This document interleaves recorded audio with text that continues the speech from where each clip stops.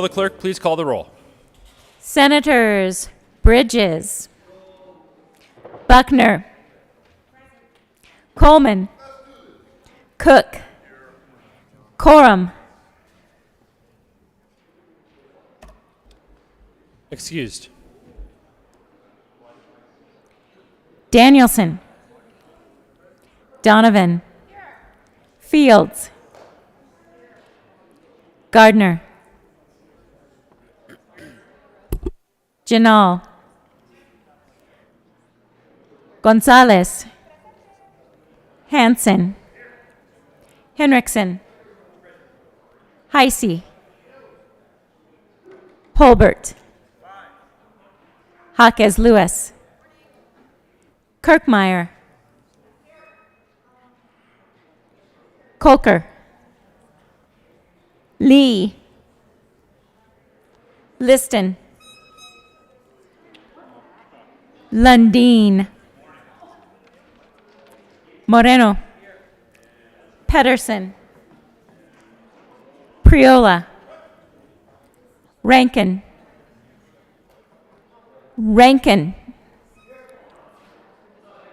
Rodriguez,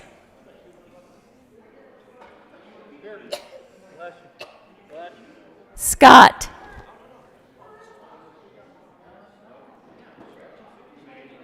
Senator Scott,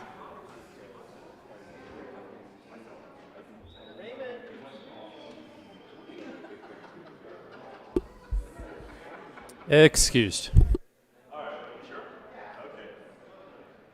Simpson, Smallwood,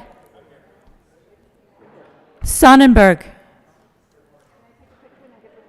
Story, Here.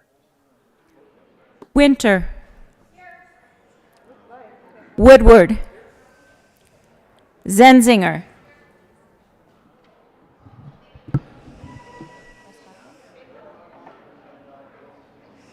Coram, Excused.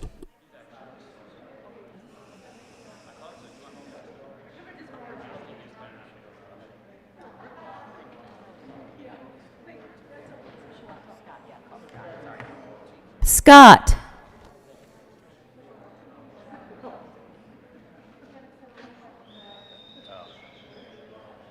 Scott.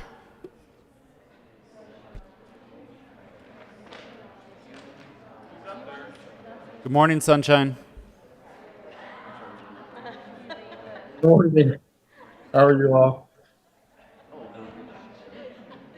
Mr. President, Here, the morning roll call is 34 present, 0 absent, 1 excused. We have a quorum. Will the good senator from Loveland please lead us in the Pledge of Allegiance? Thank you, colleagues. Please stand and join me. I pledge allegiance to the flag.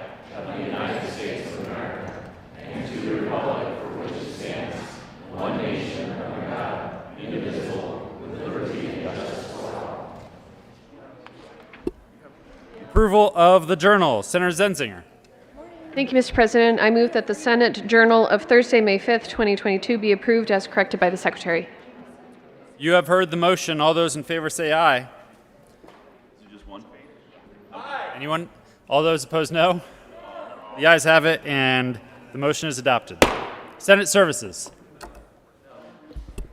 May 6, 2022, correctly printed Senate Bill 239, correctly engrossed Senate Bill 205 and 232, correctly re-engrossed Senate Bill 43, 234, and 237, correctly revised House Bills 1013, 1063, 1077, 1256, 1287, 1326, 1327, 1353, 1366, 1374, 1378, 1383, 1386, 1387, 1389, and 1390, House Concurrent Resolution 1003, correctly re-revised House Bill 1007, 1010, 1014, 1042, 1053, 1056, 1159, 1215, 1217, 1220, 1235, 1251, 1267, 1269, 1278, 1289, 1290, 1304, 1318, 1325, 1349, 1350, 1352, 1354, 1359, 1364, 1365, 1369, 1372, 1375, 1399, 1402, and 1408, correctly enrolled Senate Bill 128, 28, 106, 107, 130, 144, 146, 147, 148, 162, 192, and 212. Committee reports. May 5th, 2022, the Committee on Finance, after consideration on the merits, the committee recommends the following. House Bill 1345 be amended as follows, and as so amended be referred to the Committee on Appropriations with favorable recommendation. House Bill 1377 be referred favorably to the Committee on Appropriations. House Bill 1242 be referred favorably to the Committee on Appropriations. House Bill 1346 be referred favorably to the Committee on Appropriations. Majority Leader Moreno. Thank you, Mr. President. I move to proceed out of order for a moment of personal privilege by the Minority Leader. The motion is to proceed out of order for a moment of personal privilege. All those in favor say aye. Aye. All those opposed, no. The ayes have it, and the Senate will proceed out of order. Minority Leader Holbert. Thank you, Mr. President. I request a moment of personal privilege. Granted. Thank you, Mr. President. Members, I hope that you have in your life the opportunity to be a student, to learn from a teacher and a mentor. We talk about teachers. Be positive and upbeat. He would want me to do this in a positive and upbeat way. We talk about teachers here in the Well a lot, and usually that conversation is about professionals in a classroom. I want to tell you about a teacher who is a professional here in this building. I'm going to read this to you first and then give you a bit of a personal perspective. The Senate of the Colorado Legislature, convened in the second session of the 73rd General Assembly, hereby extends deep condolences and sympathy to the family of J. Evan Goulding. A cowboy at heart, Evan Holt Goulding was raised on a ranch near St. Anthony, Idaho, where he competed in rodeo, winning many competitions. He left a legacy of public service that spanned decades, including service as Assistant District Attorney for for Los Angeles County, California. City Attorney for Arvada, Colorado. Legislative Liaison to the Colorado State Patrol. General Counsel for the National Cattlemen's Association. Colorado Commissioner of Agriculture. Contract Lobbyist for the Colorado Mortgage Lenders Association. And Executive Director of the Colorado Special Districts Association.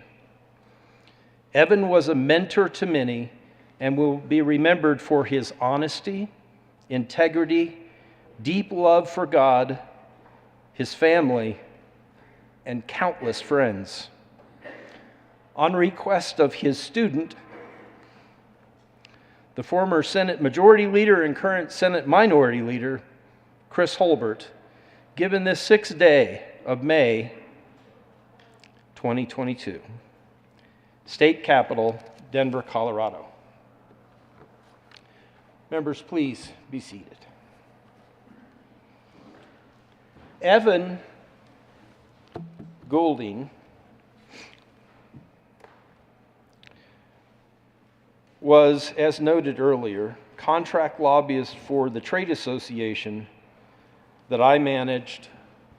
I was there from 1992 to 1997 as their marketing director. And then from 2000 to 2008, I went back at their request to be their executive director and president. During that time, Evan was contract lobbyist, and I would talk with Evan about legislative and regulatory issues to write newsletter articles, and then later, establishing positions for the association. In 2002, the board, the officers, decided to take members out of the relationship building or even lobbying practice, coming down here to talk to you about bills and votes. And in 2002, they said, Chris, you go down there and you do that. I had signed paychecks for Evan for a long time, but now I was going to be working next to him here. And I've shared before, my first day here in the Capitol, professionally, I parked over in the Grand Street parking lot, came through the south entrance. There wasn't an x-ray machine there. You could just walk in. And then I came upstairs to the Senate lobby, and we met right over there behind where Senator Simpson sits. And we looked into this room, and Evan said, okay, if you're going to work here at the Capitol, if you're going to work here with me, there's 2 things you have to do. The first, tell the truth and be accountable. If you ever tell one of these members or another lobbyist something that you discover later was not accurate, or the position has changed, or something, go back and talk to them. Explain to them the change. Be accountable. The second, of course, was never, ever, ever get involved in leadership elections. For those out in the lobby, that's a really good rule. We've seen occasionally people step across that line, and that doesn't work well. But for my teacher and my mentor, when I was elected as majority leader, that was a very proud day for my teacher and my mentor. And I went and apologized to him, a little bit tongue-in-cheek, for violating his second rule. And he said that was okay.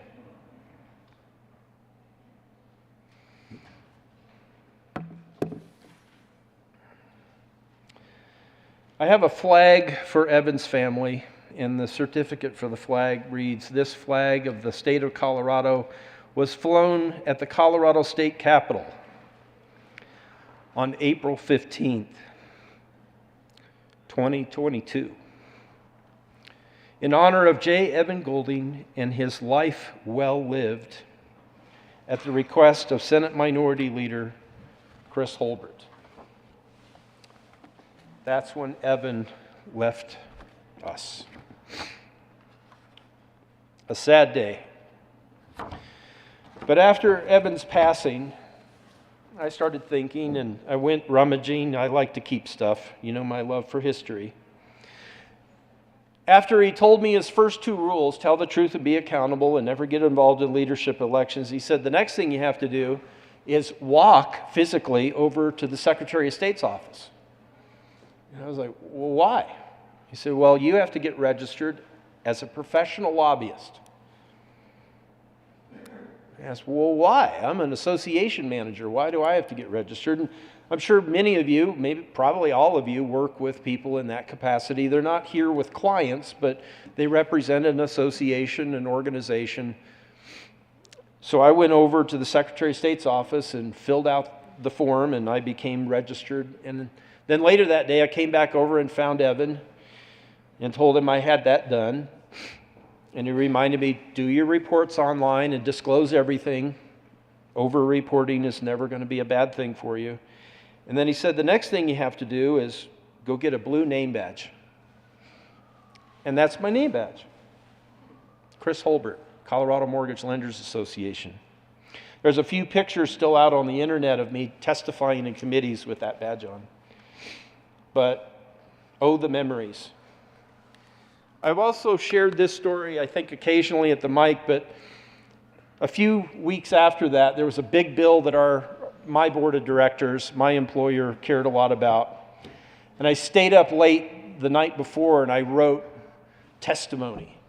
I studied and I got facts and figures and I had handouts. And then I came down for the meeting, I believe it was House business. I think Representative Liston, maybe you weren't quite there yet. This might have been still in 2002, but he served there, and I used to lobby Representative Liston. But I met Evan at the south door, and he said, well, are you ready to give testimony? And I said, yes, it'll be the most powerful, convincing half hour of testimony you'll ever hear. And Evan laughed, and he said, 3 minutes. And we're going to win 6-5. What? Yeah. At the end, the committee's going to vote 6-5 in our favor. This was one of the first lessons that I learned in the Capitol. What do you mean? How do you know? And Evan said, I asked them. How will you vote? And my response is, you can do that? Because I was naive and I thought they, at the time, were like jurists. And that everyone was required to come into the building with a completely empty mind and undecided on every issue, and that public testimony is what decided the outcome. Anyone here think that's what... Public testimony sometimes does persuade us. But can you read a bill and say, oh, I'm a yes and I'm a no? I now have a reputation after 20 years here. I think the lobby would say, Holbert will tell you instantly he's a yes or a no, and pretty good at sticking there. Let your yes be yes and your no be no. Tell the truth and be accountable. Those scales, that veil was lifted from my eyes, and I realized, oh, this isn't a courtroom. Lobbyists have a job, and legislators are not jurists. You could be undecided if you want to, but you can read a bill, you can understand what it proposes to do or not do, and you can be a yes or no as soon as you're ready to be that. In fact, we go out and interview with voters in our respective districts, and we go through that interview called a campaign, and I've said before, the folks in the old House District 44, they wanted to hear things from me as a candidate that are probably directly opposite of what they might have wanted to hear from some of the folks who sit over here on this side of the aisle. As a member, Evan had the opportunity to lobby me. And it was always friendly, but he would always start with that, how will you vote? And he taught me that.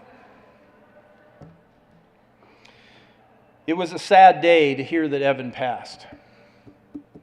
Again, a mentor and a friend. But I hope that this can be a happy day, because we get to meet his family. If you knew Evan, I would ask when we take this brief recess to greet our guests, please go over and talk with the Goulding family and maybe share your experiences with Evan.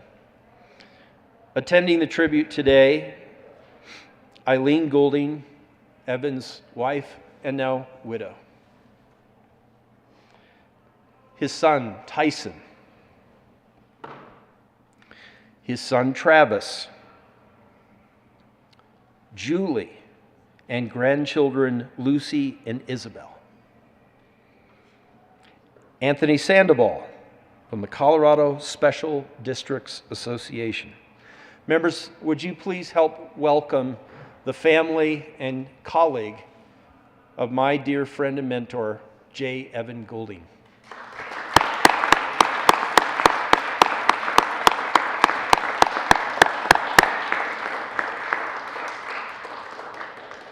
Thank you, Mr. President. The Senate will stand in a brief recess to greet our guests.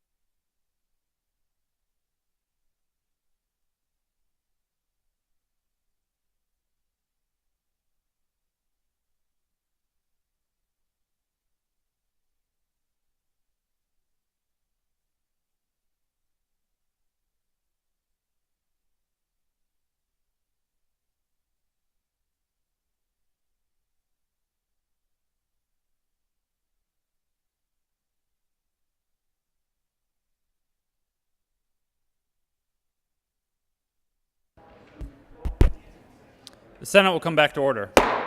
Majority Leader Moreno. Thank you, Mr. President. I move the Senate proceed out of order for consideration of House Joint Resolution 1020. The motion is to proceed out of order for consideration of resolutions. All those in favor say aye. All those opposed, no. The ayes have it, and the Senate will proceed out of order. Consideration of resolutions. Will the clerk please read the title of House Joint Resolution 1020? House Joint Resolution 1020, Representatives Michelson, Janae, and Pelton, Senators Fenberg and Gardner, concerning the commemoration of the Holocaust. Senator Gardner. Thank you, Madam President. I move House Joint Resolution 22-1020, and along with my co-prime sponsor, the Senate President, we request that it be read at length. Will the clerk please read the resolution at length? House Joint Resolution 1020, Representatives Michelson, Janae, and Pelton, Senators Fenberg and Gardner, concerning the commemoration of the Holocaust. Whereas the genesis of genocide begins not with violence, but with words, and whereas prejudice, bigotry, bias, and racism have been the causes of conflict, war, and mass atrocities throughout human history, and whereas the Holocaust was the systematic, bureaucratic, state-sponsored persecution and murder of Jews by the Nazi regime and its collaborators in Germany and occupied lands, and whereas the Nazis who came to power in Germany in January 1933 asserted that Germans were racially superior and that Jews and others were inferior and an alien threat to the so-called German racial community, and whereas Hitler used anti-Semitism as a political weapon to gain popular support, blaming Jews for all of Germany's problems, including the country's defeat in World War I, the economic depression, and the Bolshevik threat of communism, it made little difference that Hitler's accusations were blatantly contradictory and his so-called facts were fabricated. And whereas between 1933 and 1945, Nazi Germany and its collaborators murdered 6 million Jews, 2 out of every 3 Jews who lived throughout Europe, 1.5 million of whom were children, as well as 5 million other civilians, including Sinti, Roma, people with intellectual and developmental disabilities, gay men, Jehovah's Witnesses, Soviet prisoners of war, and political dissidents. And whereas we recall that in the aftermath of war, Israel, a close ally and friend of the United States, became a refuge for many survivors who endured the ravages of the Holocaust, and has remained a sanctuary for Jews worldwide seeking safety ever since.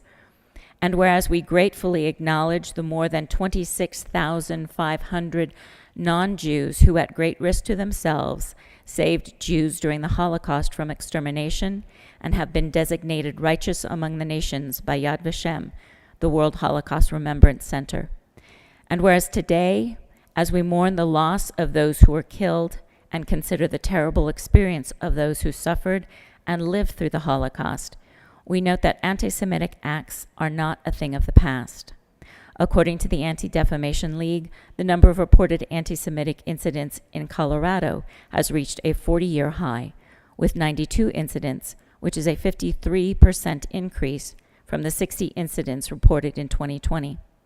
Nationally, anti-Semitic incidents remain at a historically high level, with well over half of Jewish Americans experiencing or directly witnessing some form of anti-Semitic incident. And globally, there has also been an increase in anti-Semitic incidents, and some Jews feel more isolated and vulnerable as a result. And whereas we must also acknowledge that ethnic cleansing, genocide, terrorism, crimes against humanity, and wars on civilian populations are not relics of the past.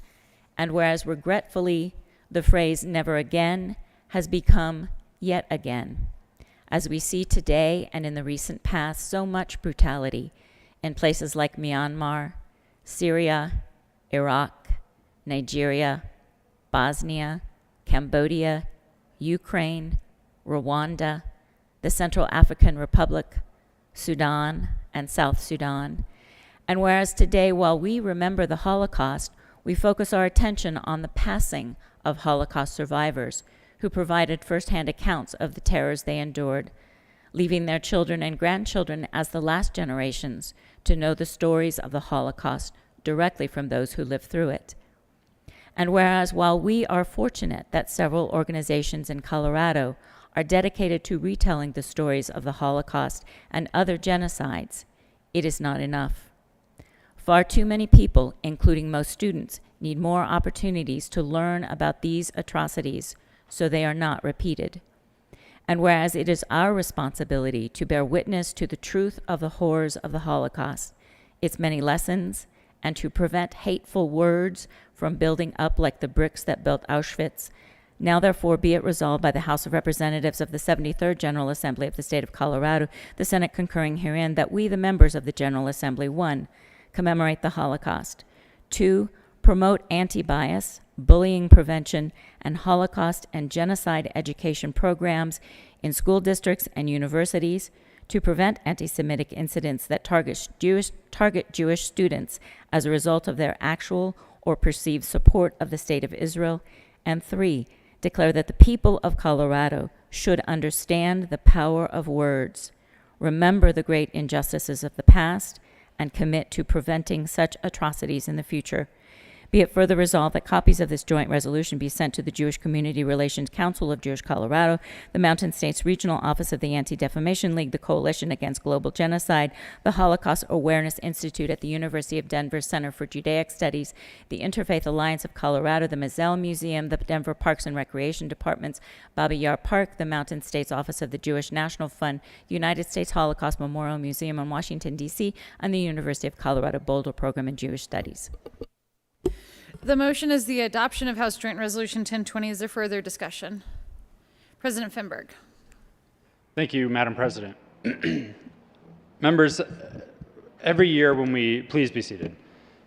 Every year when we read this resolution aloud, to me it always feels a little, it's often towards the end of session, right? And it feels abrupt. It feels like it is disrupting our work and our flow. And it sort of feels like it comes out of nowhere. And I think that's actually important.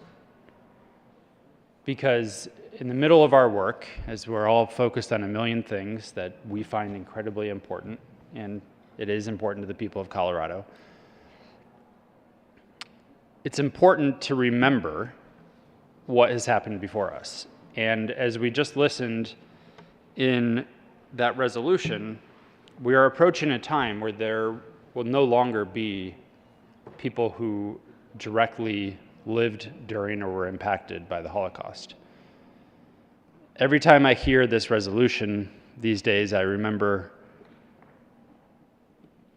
Senator Kagan coming to the well and telling his story about his parents. And I'm grateful that we read this resolution every year, so I remind myself about that incredibly powerful story, so it is kind of burned into my brain and that I keep that with me. This year, I believe, though, that this resolution has significant importance because of what we are seeing in Europe. The last time Europe has seen the destruction and death and evil that we are seeing in Europe today was during World War II. And in fact, some of those most devastating actions actually happened in Ukraine. I think of the Bobby Yar ravine, where I believe it was 35,000 Jews were killed in one ravine in about 24 hours.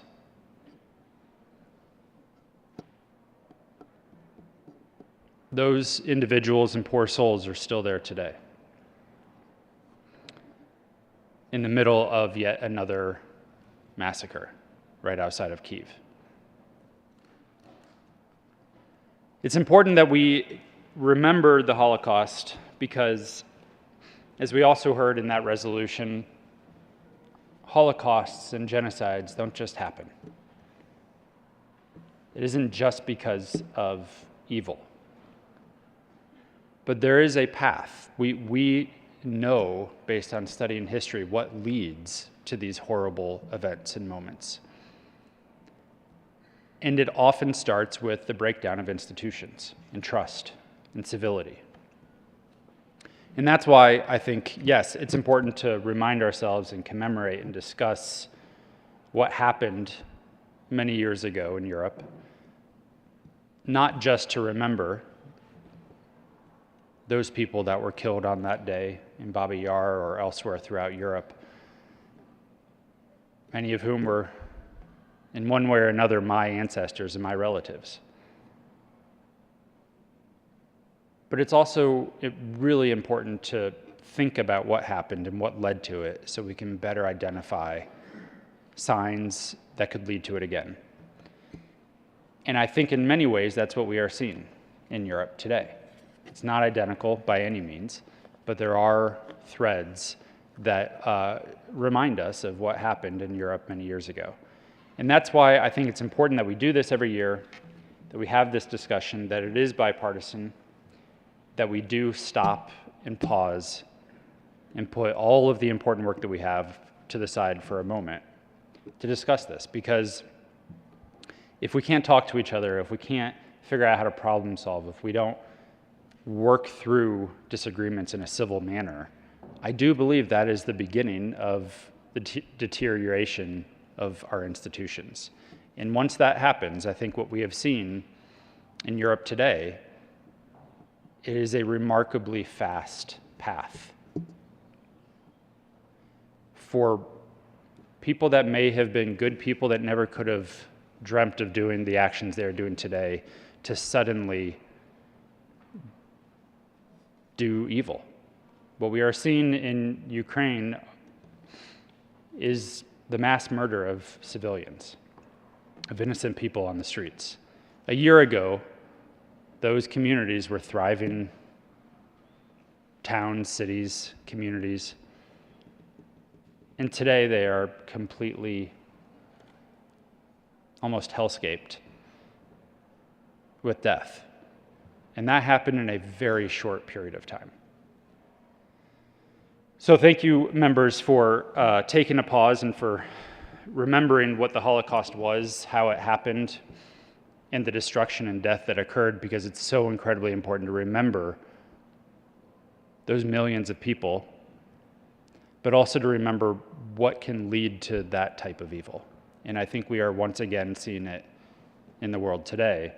And it's important that we pause and remember what those signs can be and do our part to trust and build up our institutions in ways that allow us to never tear at the fabric of our society that could lead to such destruction.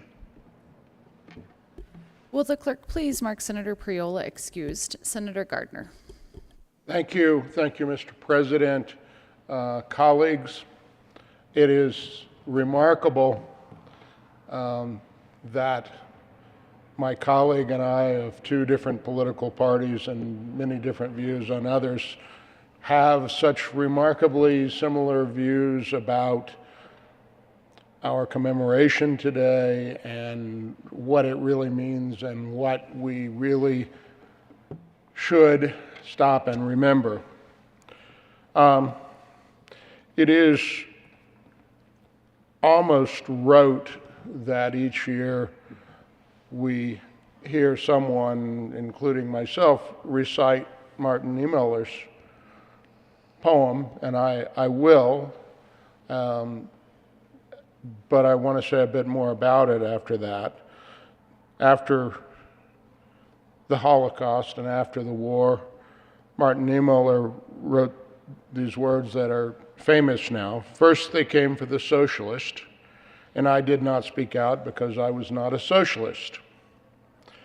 Then they came for the trade unionist, and I did not speak out because I was not a trade unionist. Then they came for the Jews, and I did not speak out because I was not a Jew. Then they came for me, and there was no one left to speak for me. What I think a lot of people don't understand about that poem, that writing of Niemöller, was Niemöller's history. As a young man, he served in the German Army, the German Navy actually, in World War I, and emerged from the Navy bitter about, and the war, bitter about the outcome of the war and the condition of Germany. He was a national conservative, nationalist, and an early supporter of Hitler, even as a Lutheran minister. And the poem is part of his atonement for his complicity in what happened in the Holocaust and the genocide, not just of Jews, but primarily of Jews, but people of different religions and political views, people of different sexual orientation, people with disabilities. And that, in a society that, prior to that, its art and culture was of the highest, its humanity was of the highest, and it became barbaric, and genocide became the norm.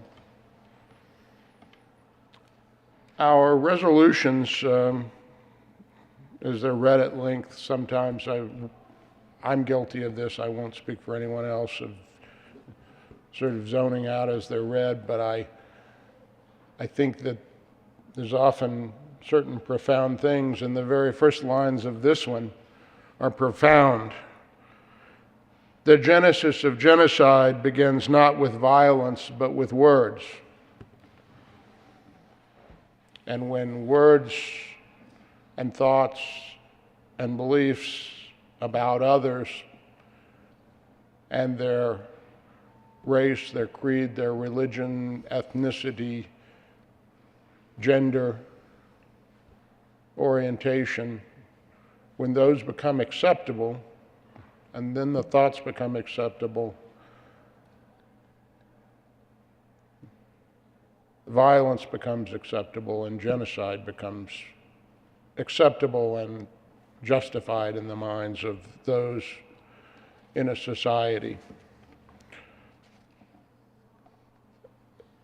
The President has already spoken to what we see in Ukraine and before that in Bosnia, around the world, Rwanda, Myanmar. Our institutions, in so many ways, are what protect us, but we protect our institutions.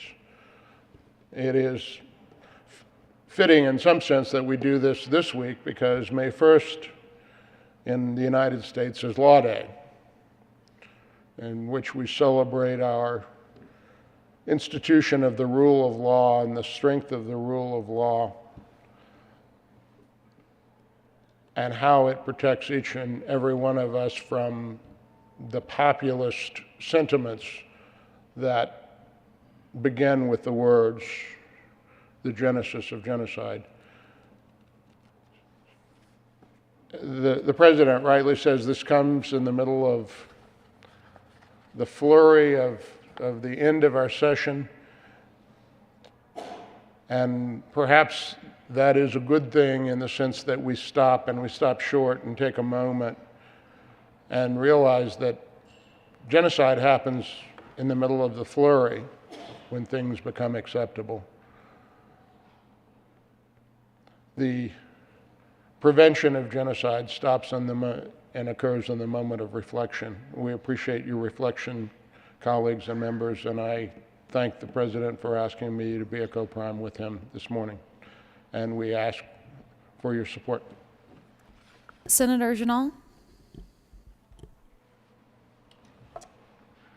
Thank you, Madam President, and I rise in strong support of HJR 1020. This is a very important resolution. several years ago, I was traveling through Poland, and as you probably remember from the Ukraine incident, my father's parents are from Warsaw and Krakow. And I wanted to see that area. I also wanted to see Ukraine, but I didn't have a chance to see that during that particular trip.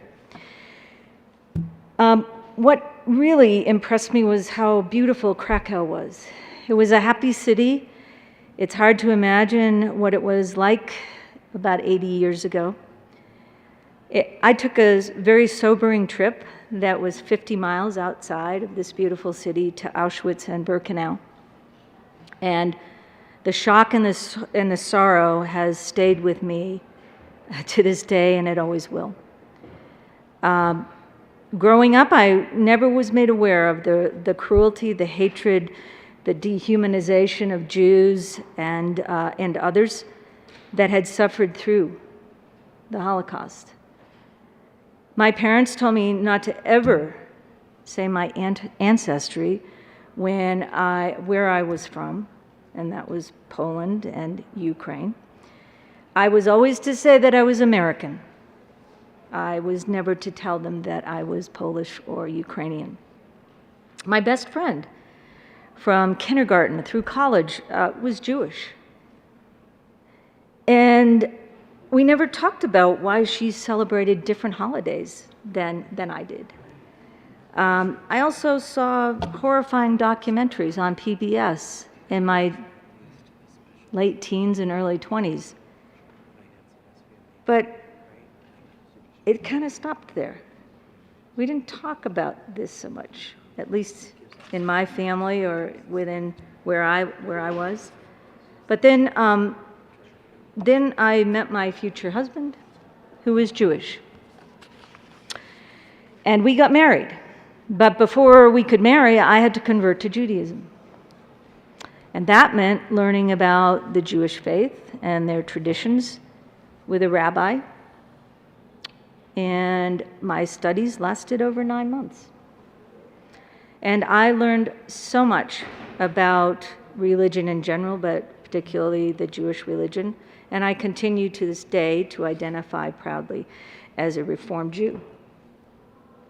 But going back to Anschutz and Birkenau, the atrocities the Jews, the Poles, the gays, and others went through still sends chills, even though it was 8 years ago or more, through my soul.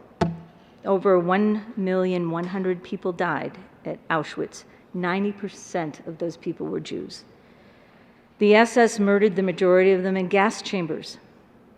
And I remember on my way out there, driving down this beautiful country road and then taking a turn and seeing the railroad tracks which led to nowhere. The railroad tracks we've seen, or probably all have seen in photographs. The last stop for many innocent people, men, women, and children. And I remember the large iron sign at the main gate. Translated from German to English, it means work will make you free. In reality, it meant that torture and death were the only ways to be free. I still can't forget the piles of human hair, piles of teeth, gold teeth, the eyeglasses, and the shoes, even baby shoes, that were collected and are still there at Auschwitz when you go through the museum.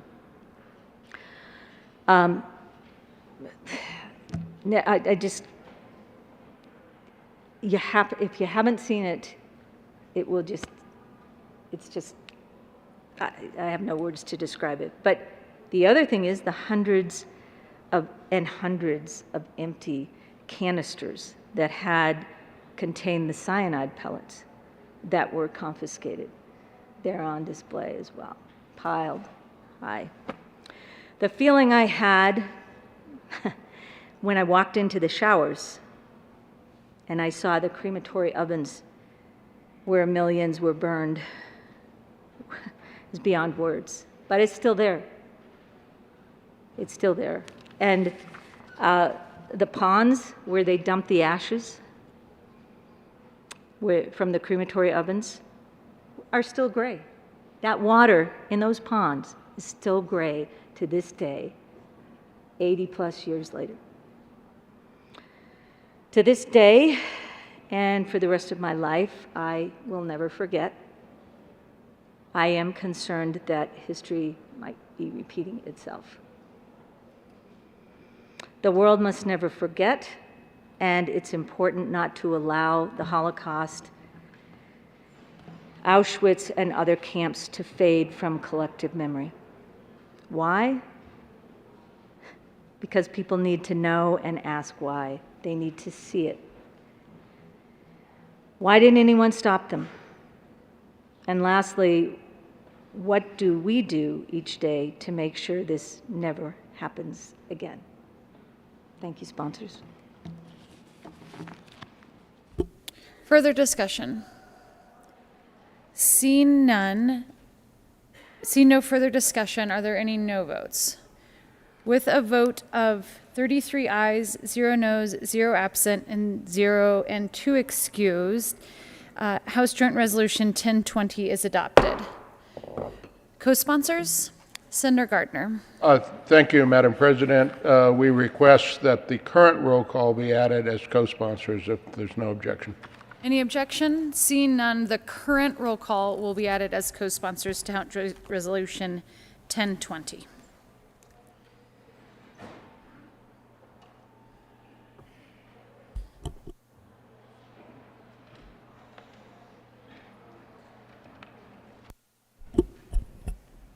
Majority Leader Moreno.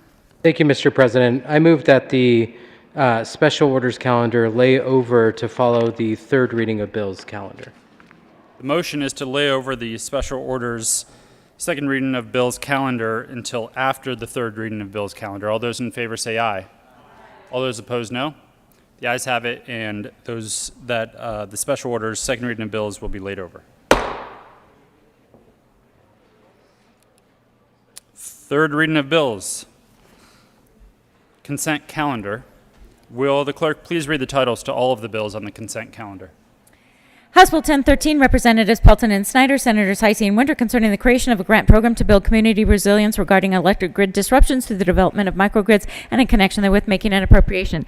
House Bill 1256, Representatives Amabile and McCluskey, Senators Moreno and Gardner, concerning modifications to civil and voluntary commitment statutes for persons with mental health disorders and in connection therewith making an appropriation.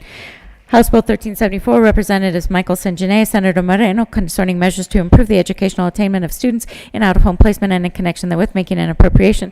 House Bill 1386, Representatives Amabile and Soper, Senators Hansen and Gardner, concerning measures related to competency to proceed and in connection therewith making an appropriation. Majority Leader Moreno. Thank you, Mr. President. I move for the passage of all the bills on the third reading consent calendar, which includes House Bill 1013, 1256, 1374, and 1386. Is there any discussion on any of the bills?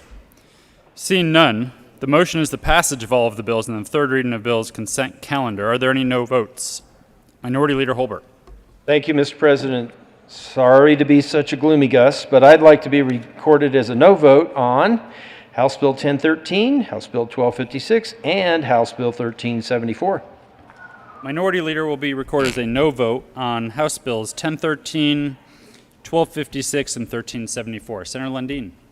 Good morning, Mr. President. I'm not a gloomy Gus, and I would like to be, and therefore I request that I be recorded as a no vote on 1013, 1256, and 1374. Senator Lundin will be recorded as a no vote on House Bills 1013, 1256, and 1374. Senator Smallwood. Thank you, Mr. President. I'd like to be recorded as a no vote on House Bill 1256 and House Bill 1013. Senator Smallwood will be recorded as a no vote on House Bill 1013 and House Bill 1256. Senator Liston. Thank you, Mr. President. I wish to be recorded as a no vote on House Bill 1013 and House Bill 1374. Senator Liston will be recorded as a no vote on House Bills 1013 and 1374.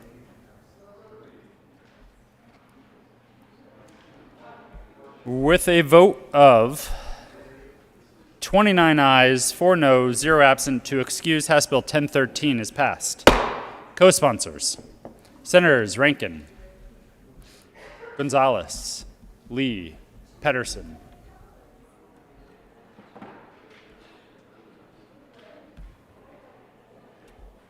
Story, Hanson, Jaquez Lewis, Janal, Buckner. Please have the president. With a vote of 30 ayes, 3 noes, 0 absent to excuse, House Bill 1256 is passed. Co-sponsors, Senators Gonzalez, Winter, Lee, Janal, Rankin, Jaquez Lewis, Bridges, Fields, Story, Buckner, Kolker, Pedersen, Hanson, Bridges.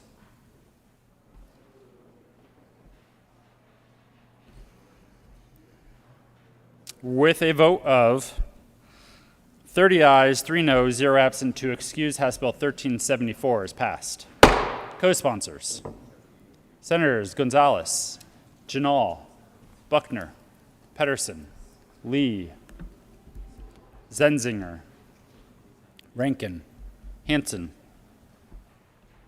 Bridges, Winter, Story, Donovan. Please have the president. With a vote of 33 ayes, 0 noes, 0 absent to excuse, House Bill 1386 is passed. Co-sponsors, Senators Rankin, Gonzalez, Lee, Pedersen,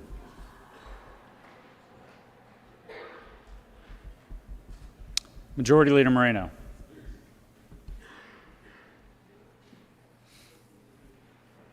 Please have the president.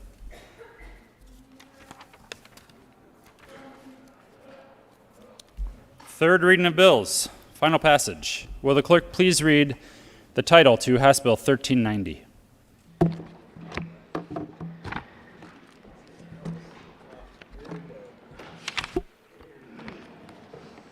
House Bill 1390, Representatives McCluskey and McLaughlin, Senators Zenzinger and Lundin, concerning the financing of public schools and in connection therewith making an appropriation. Senator Zenzinger. Thank you, Mr. President. I move for the passage of House Bill 1390 on third reading. Is there any discussion? Senator Zenzinger. Yes, thank you, Mr. President. Members, yesterday we had a really long calendar and a lot on our plates, so we did not take very much time to discuss this year's School Finance Act. And it is also just so happens to be the week in which we celebrate our teachers. The week of May 2nd through the 6th is Teacher Appreciation Week. And in the interest of time, we had a tribute that we were going to prepare. The House presented their tribute when they presented their School Finance Act. And I felt like it was most appropriate to talk about and to read the words of this tribute during the presentation of this School Finance Act as part of my comments.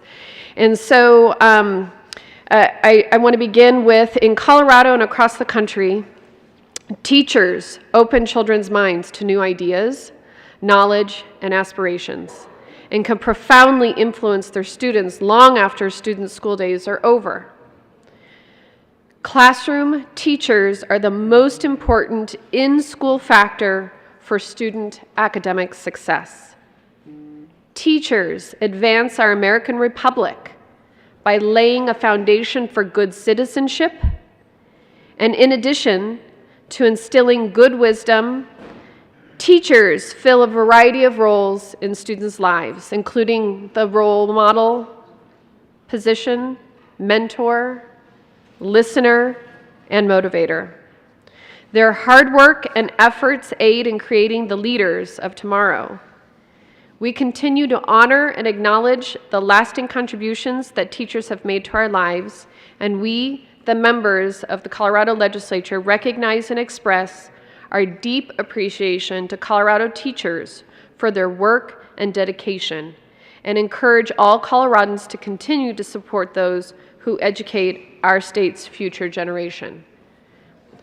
At its heart, ultimately, that's what the School Finance Act is about. It's about supporting our teachers, it's about supporting our students, and it's making sure that our schools and districts have the resources that they need in order to educate our youth. I mentioned yesterday that this particular School Finance Act was increasing the per pupil funding by $544. This is a 6% increase. It doesn't come solely within the School Finance Act. This is coupled with what we did in the long bill with regard to special education funding. We took deliberate action this year to better recognize how we define those students who are at risk so that we can better support them. We took great pains to recognize that it's important that our English language learners who deserve additional support also can be at risk and deserve funding for both. I don't want to be misleading about the School Finance Act this year because it seems rather straightforward and bare bones, because we do a lot within this School Finance Act, a lot. We do things where we are touching on BOCES. We're making sure that our READ Act funding has roll forward authority. We make sure that we are delivering accountability grants to our most needy districts. We are expanding and extending the pilot program for dyslexia. We are making sure that the ERR program and the TREP program and all of the various programs that we have that ensure that we have a continuum, a pipeline of educators in our state are funded. We are making sure that the quality teacher recruitment program continues. We are making sure that we are solving problems that our districts are facing with regard to technical assistance on food delivery programs. We are making sure that the K-5 social emotional program that we passed through this legislature works.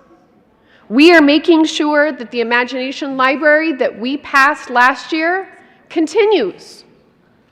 We are making sure that our rural schools who are right now experiencing difficulty in finding auditors to conduct their audits have a little bit more time so that they can do that important work.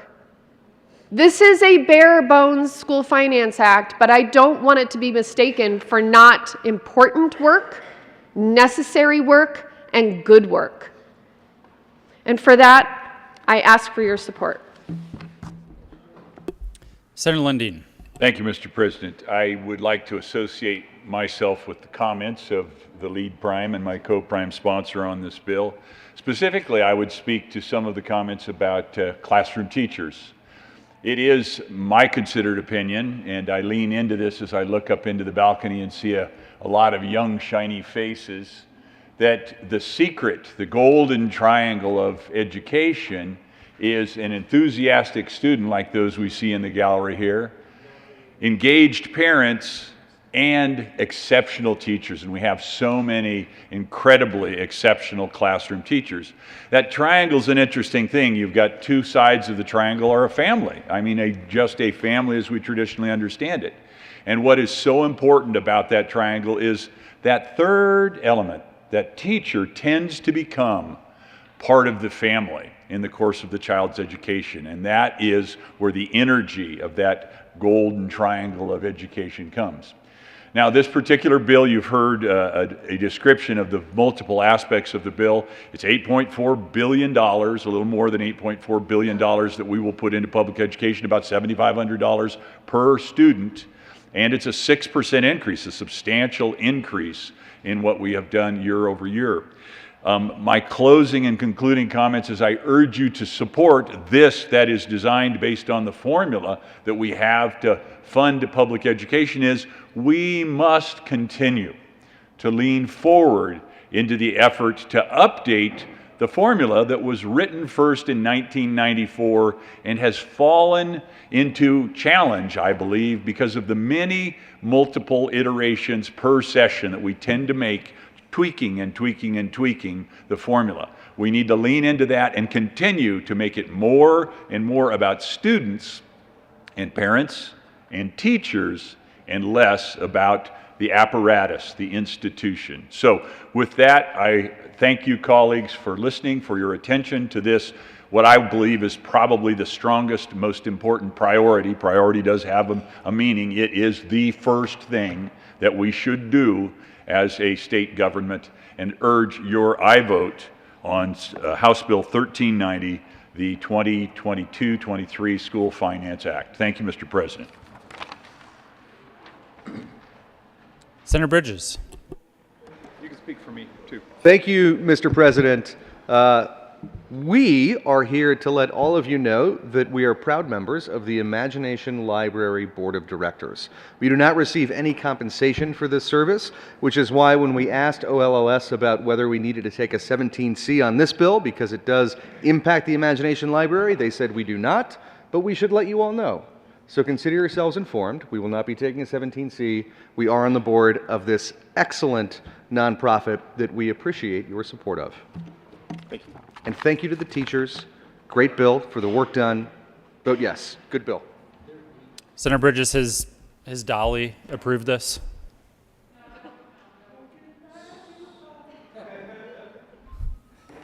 She's got a busy schedule. She is getting inducted, I think. Is there any further discussion? Seeing none, the motion is the passage of House Bill 1390. Are there any no votes? With a vote of 33 ayes, 0 no, 0 absent, to excuse House Bill 1390 is passed. Co-sponsors: Senators Jaquez Lewis, Minority Leader Holbert, Bridges, Simpson, Sonnenberg, Cook, Gardner, Liston, Coleman, Kirkmeyer, Woodward, Henriksen, Fields, Gonzalez, Buckner, Majority Leader Moreno, Lee, Pedersen, Hansen, Scott, Story, Winter, Janal, Donovan, Simpson, Heisey.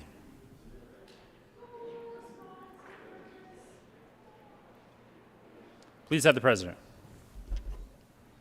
Will the clerk please read the title to House Bill 1353?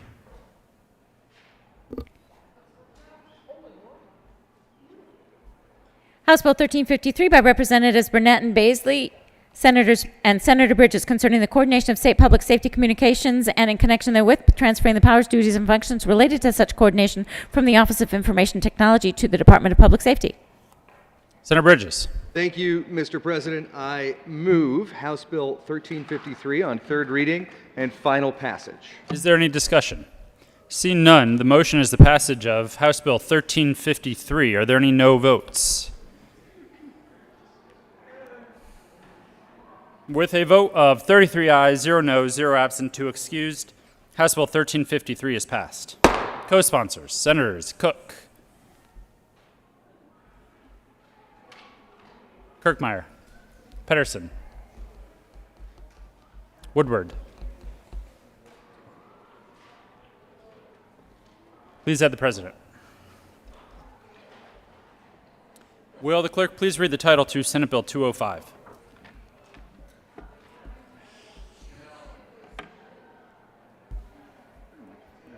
Senate Bill 205, Senators Fenberg and Holbert, Representative Valdez-A, concerning the regulation of cannabis-related products that may potentially cause a person to become intoxicated when used. Minority Leader Holbert. Thank you, Mr. President. I'm not positive, but maybe for the very last time, I move Senate Bill 205 and ask for a aye vote on third reading and final passage. Is there any discussion?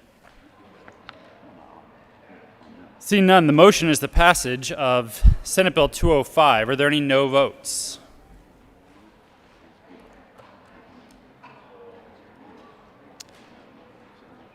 With a vote of 33 ayes, 0 noes, 0 absent, to excuse, Senate Bill 205 is passed. Co-sponsors: Senators Jaquez Lewis, Fields, Scott,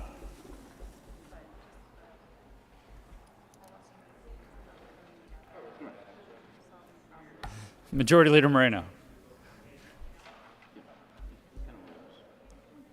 Will the clerk please read the title to House Bill? Majority Leader Moreno. Thank you, Mr. President. I move to proceed out of order for the consideration of Senate Bill 232. The motion is to proceed out of order for consideration of Senate Bill 232. All those in favor say aye. Aye. All those opposed, no. The ayes have it, and the Senate will proceed out of order to consider Senate Bill 232. Will the clerk please read the title to Senate Bill 232? Senate Bill 232, Senators Bridges and Moreno, Representative Herod, concerning the provision of workforce housing through the creation of the Middle Income Housing Authority and in connection therewith making an appropriation. Majority Leader Moreno. Thank you, Mr. President. I move Senate Bill 232 on third reading and final passage and request permission to offer a third reading amendment. Majority Leader Moreno, will you explain the need for such an amendment? Thank you, Mr. President. I believe the senator from Arapahoe County can probably explain better. He just wanted me to ask. So. It's true. Senator Bridges. Thank you, Mr. President. This amendment changes absolutely nothing in the bill. I would say it is a technical fix, but I don't think there's a fix, but it does make people feel much more comfortable with the bill, and I do like it when people feel comfortable. So request permission for the amendment. Very comforting. Question before the body is Senator Bridges, actually Majority Leader Moreno's request, if that changes your vote, for permission to offer a third reading amendment. All those in favor say aye. Aye. Opposed, no. The ayes have it, and permission is granted. There is an amendment at the desk. Will the clerk please read L030? Amendment L030. Senator Bridges. Thank you, Mr. President. I move L030. To the amendment. This simply puts some pointers into the bill that moves the pointing to a different part of the bill, removes some duplicate language. Again, technical, non-substantive changes, nothing, but creates comfort. So ask for an aye vote. The motion is for the adoption of L30 to Senate Bill 232. Are there any no votes? Well, yeah. With a vote of 33 ayes, 0 noes, 0 absent, to excused, L30 is adopted. To the bill. Senator Bridges. Thank you, Mr. President. I move Senate Bill 232 as amended. The motion is for the adoption of Senate Bill 232. Are there any no votes? Senators Sonnenberg, Minority Leader Holbert, Smallwood, Scott, Kirkmeyer, Lundin,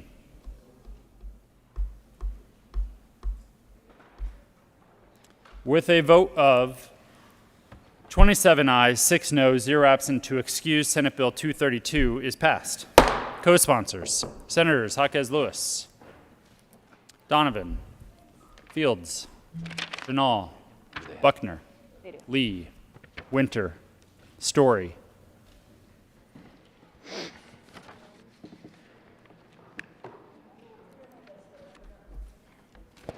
Will the clerk please read the title to House Bill 1326?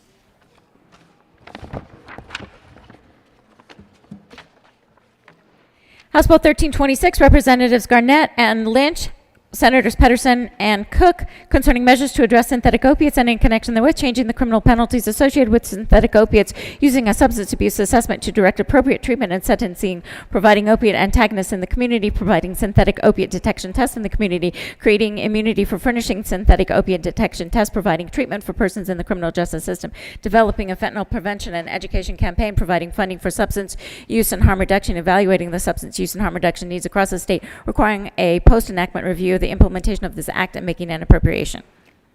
Senator Pedersen. Thank you, Mr. President. I move House Bill 1326 on third reading and final passage. Senator Cook. Thank you, Mr. President. We ask for permission to run a third reading amendment. Senator Cook, will you please explain the need for an amendment? Thank you, Mr. President. Basically, it's technical. We just need to change the effective dates to align in statute. Question before the body is Senator Cook's request for permission to offer a third reading amendment. All those in favor say aye. Aye. Opposed, no. The ayes have it and permission is granted. There's an amendment at the desk. Will the clerk please read L270 to House Bill 1326? Amendment L270 by Senator Pedersen. Cook. Thank you, Mr. President. I move the third reading amendment, L270, and ask for an aye vote. Is there any discussion? Seeing none, the motion is for the adoption of L270 to House Bill 1326. Are there any no votes? Sure. With a vote of 33 ayes, 0 no, 0 absent, 2 excused, L270 is adopted. To the bill. Senator Cook. Thank you, Mr. President.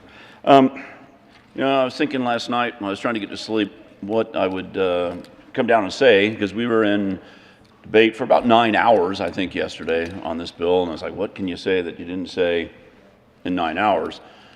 And I came to the conclusion that, got to say something, obviously, and fentanyl is such dangerous, deadly drug.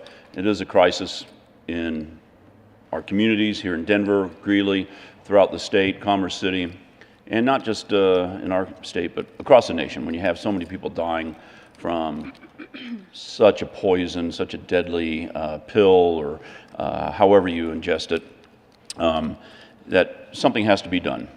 And I said yesterday that we are at a turning point in this state because we have to address it. And we have a chance now to get it right. We have to get it right. And I believe we made this bill better yesterday. There were a lot of amendments that we put on yesterday. Let's not forget, and I kept harping on it yesterday, that this bill is 80, 85%, maybe even more, about harm reduction. It's not all about enforcement. As a matter of fact, it's a very small part about enforcement. And we put on many amendments yesterday on the harm reduction that I think made the bill better. We put on one on the law enforcement side, criminal justice side, whatever, that I think made the bill better. Did we get everything we wanted? Did I get everything I wanted? No, I didn't. Not everybody gets what they want when they come here. As a matter of fact, very rarely do we all get what we want when we come down here. It's a lot of work, it's a lot of compromise, it's a lot of working together. And I think overall, that's what we did. We came out of the House, we worked with the House on this bill. We had a lot of stakeholder meetings on this bill until we got here to up until we also had stakeholder meetings and meetings amongst ourselves on third readings. No, I'm sorry, on second readings, excuse me. And so I think this bill right now, where it stands, is in a good place. And I hope that we all can realize that. We can say, hey, it's not everything we wanted. Some people said it goes too far, other people said it didn't go far enough. Maybe that's a good sign. So I think the bill, like you said, is in a good place.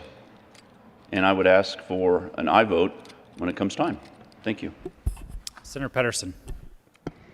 Thank you, Mr. President and members, for your attention on this incredibly important issue. This will be my last time speaking at this well about a bill that is very important to me. Sorry, I never know when I'm going to cry about this.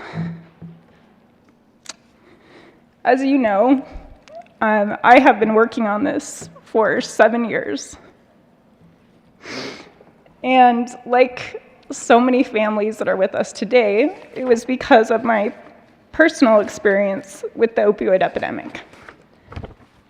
And my mom's story really every step of the way is around the policy failures of the United States and here in Colorado when it came to prescription drugs and lack of access to care. As you all know, when I was 6 years old, my mom fell and hurt her back. Now that was in the 80s when the pharmaceutical companies had a brilliant, or what they thought of as a brilliant idea, to create a system that incentivized, actually gave people a financial incentive to overprescribe opioids. They had pain as a fifth indicator, as a vital sign when you go to the doctors, and a drug that was very difficult to get and should have been difficult to get was prescribed for everything. My mom hurt her back. She went home with lots of bottles of opioids, and that's when our life changed.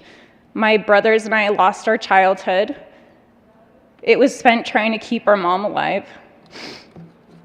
And sorry, like I said, sometimes I cry, sometimes I can get through it, but.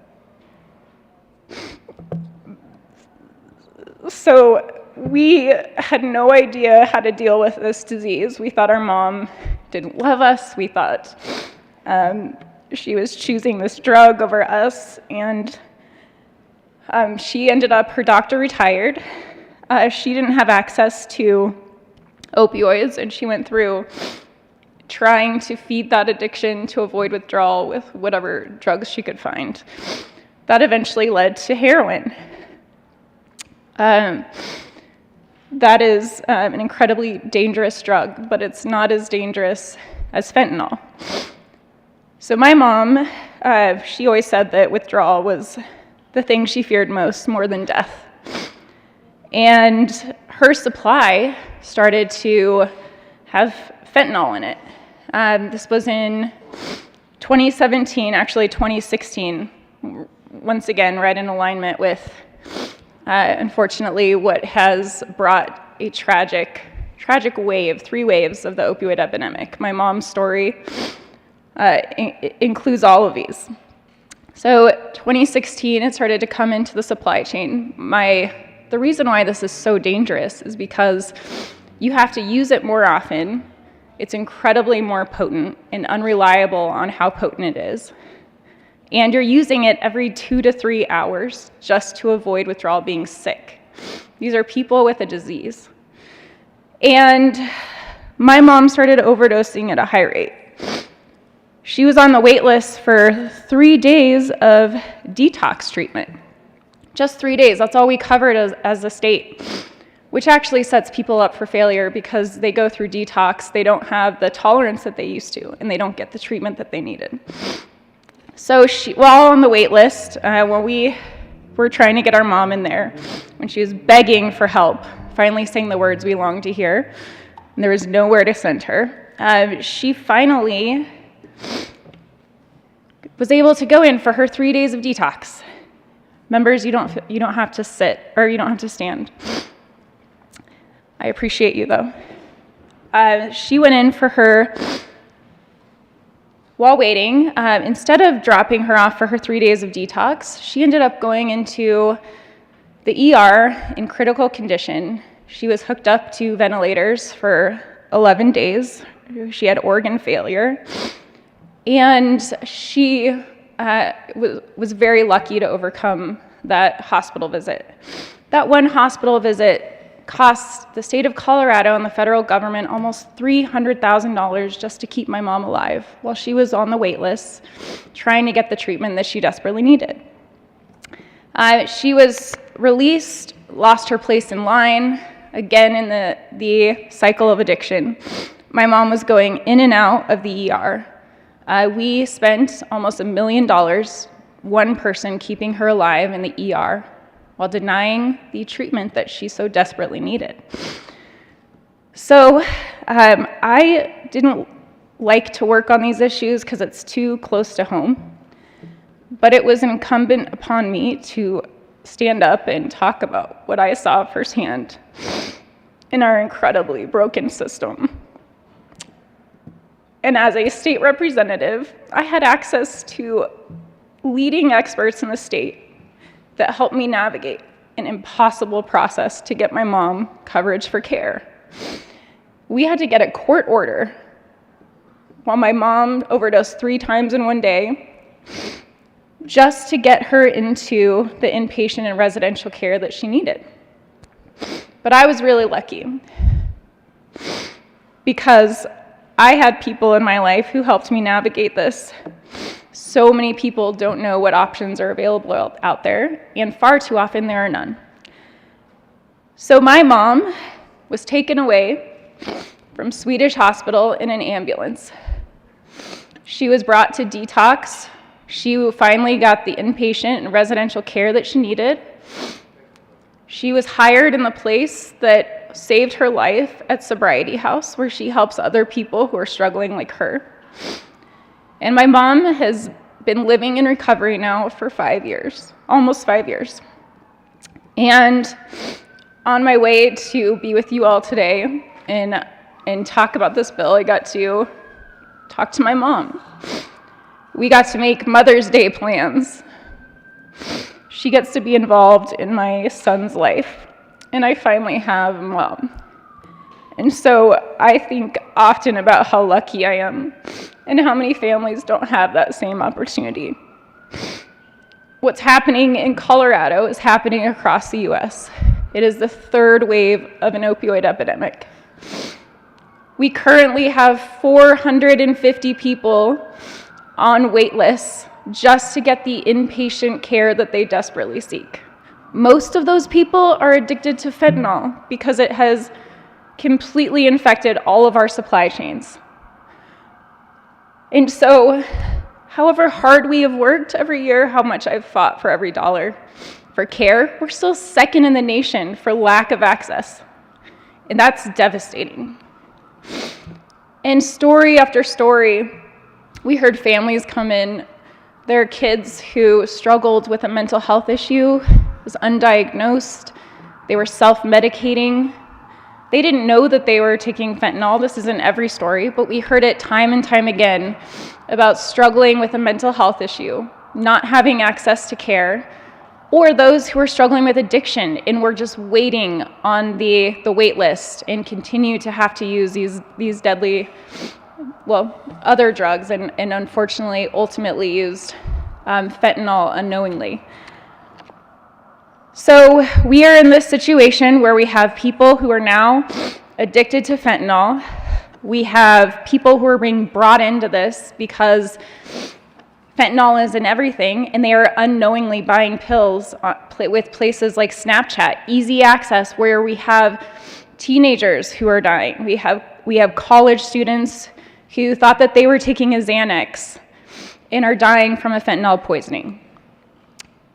And members, what is the most difficult is that we are already seeing ISO, a drug, a synthetic opioid that is 3 to 5 times more potent and deadly than fentanyl, that is hitting the East Coast right now. And what we saw with fentanyl is it's going to hit the coast first, and it's going to creep into Colorado. So you can anticipate in 2 years, we are going to be going through the next wave of the opioid epidemic. And we have to fight to increase access to the preventative care that people desperately need. And we need to increase access to the inpatient services. People who are struggling with a medical condition, a substance use disorder, so that they have the opportunity to live and thrive in recovery like my mom. This bill is comprehensive, and it takes perspectives across the board. It is not just, it is about listening to the people who are working on addressing, who work with these populations and help them in recovery. It's people who are on the harm reduction side who are trying to keep people alive today who are so far down the path and have been left behind every step of the way. We also listen to law enforcement so that we're actually incorporating, addressing some of the gaps that they saw with people who are taking advantage and dealing under 4 grams. And so we listened and we addressed those issues. We also kept room for being able to plea down when you're caught with a drug less than 1 gram for those who are struggling with addiction, because we know that being put into the criminal justice system, unfortunately, is going to, when we look at the statistics, it is more likely to create harm and push you further down that path, stigmatizing you, bringing isolation and consequences, less access to housing, less opportunity for jobs. So I want to thank everybody who came to the table on all of these compromises. We also have an education and awareness campaign that has dedicated funding to make sure that people in Colorado know the dangers of 1 pill. 1 pill, if you don't have a tolerance, if you are not struggling with addiction and you haven't built up that tolerance, we have heard time and time again that that is enough to kill you. I want to thank the families for taking their tragedy and coming to fight here at the Capitol for the changes that we need to make sure that other families are not going through the losses that they've had to face. And I want to read Matt Revere an email that he sent around the difference around poisoning versus overdose. And he said, I do believe, as I said in my testimony, that the Senate has the opportunity to write history by passing this needed legislation. I understand that there is much left to debate and amendments to consider. My hope and prayer is that the Senate will do the right thing and pass the bill with sole purpose of saving lives, both those of the casual and experimental users and those bound by addiction. As a parent, I know you want what is best for your son, Davis. If he was hurting, you would comfort him. If he was lonely, you would be right by his side. If he was injured, you would bind up his wounds. My heart and my heart of the parents and the people I've talked to about this bill, including DAs and law enforcement, is that you ultimately want to do the same thing, to help people and save lives. I know that some of the families are here today, and we just want to recognize their stories.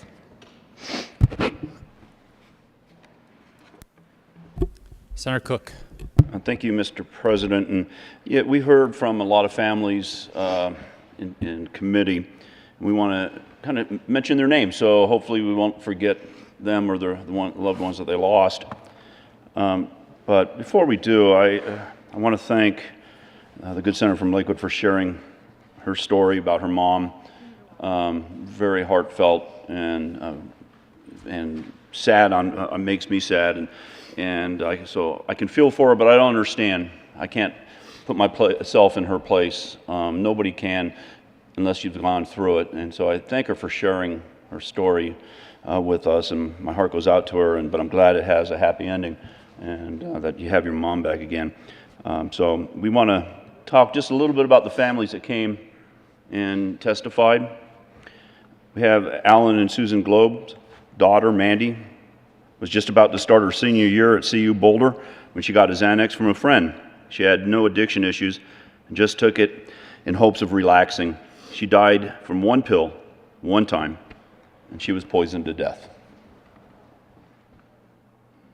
Maybe we'll do a couple. Yeah, okay.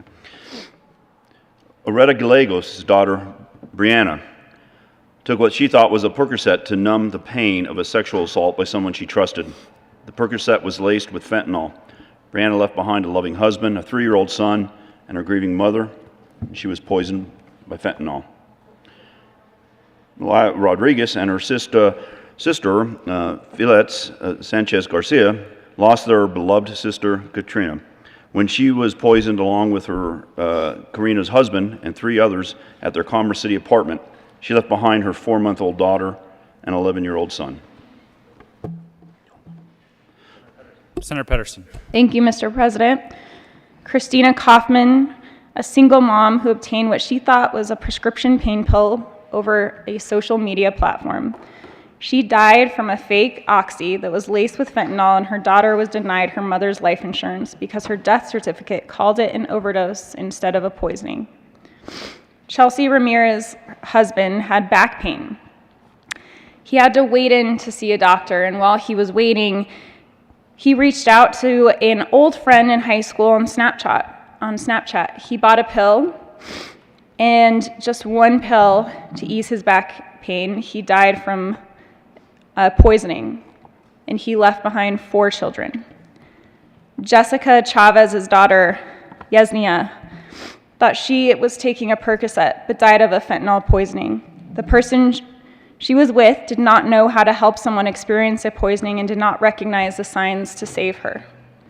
Leanne and Steve Laskowski's son, Andrew, met a person who sold him deadly fentanyl pill while he was working in the X Games in Aspen, and he died within minutes of taking this pill, still sitting up watching TV.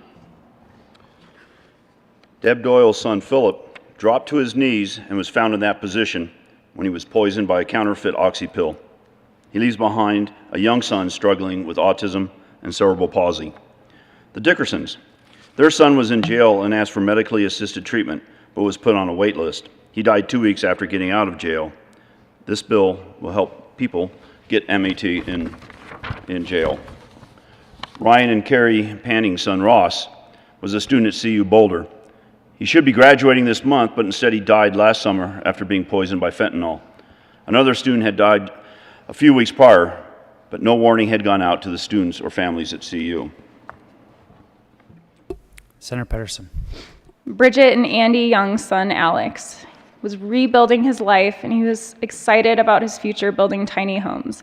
He thought he was taking an opiate like Oxy. He died lying in bed with his laptop open at the Home Depot website searching for materials. His parents found him on Labor Day 2021. Matt Revere lost his only 2 children, Andrew and Stephen, ages 19 and 21, died of a fentanyl poisoning. They struggled with their use of high-potency THC and thought it was harmless to try what they thought was Oxy. Both of them died together. Senator Cook. Senator Cook. Thank you, Mr. President.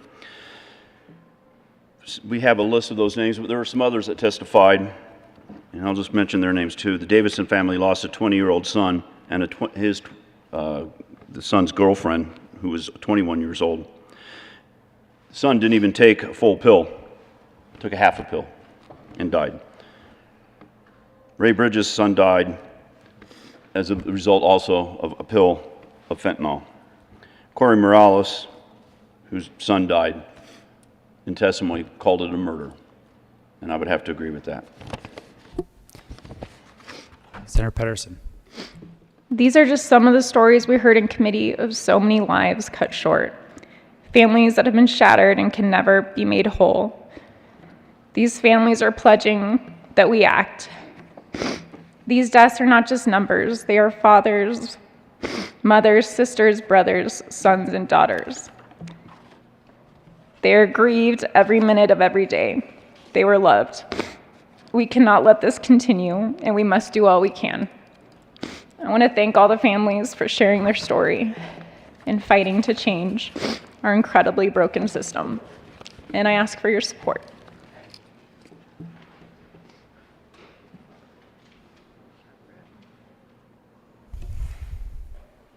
Will the clerk please excuse Senator Smallwood? Senator Heisey. Thank you, Mr. President. Colleagues, we're having this discussion because people are dying, parents are leaving orphans, young people with their whole lives ahead of them are just gone due to fentanyl deaths. Fentanyl is totally non-discriminatory. It kills with blind efficiency, rich or poor, young or old. This bill is about stopping those deaths, and we're going to do that by getting drug dealers off the street and getting treatment for users. 85% of this bill is about harm reduction. It's about treatment. In my judicial district, first-time users are put on a diversion program to get them off of drugs. This bill will help fund that. We want to help users, not incarcerate them. That said, there is no safe amount of fentanyl on the street. We can provide a path to restoration for users that complete treatment, but we need to be able to work our way up the drug chain to get to the dealers. The remaining 15% of the funding in this bill gives law enforcement the tools they need to go after those dealers. We need this bill, and the one amendment that we were able to get on this bill allowed me to move to a support position. So I would like to thank my colleagues for supporting that amendment.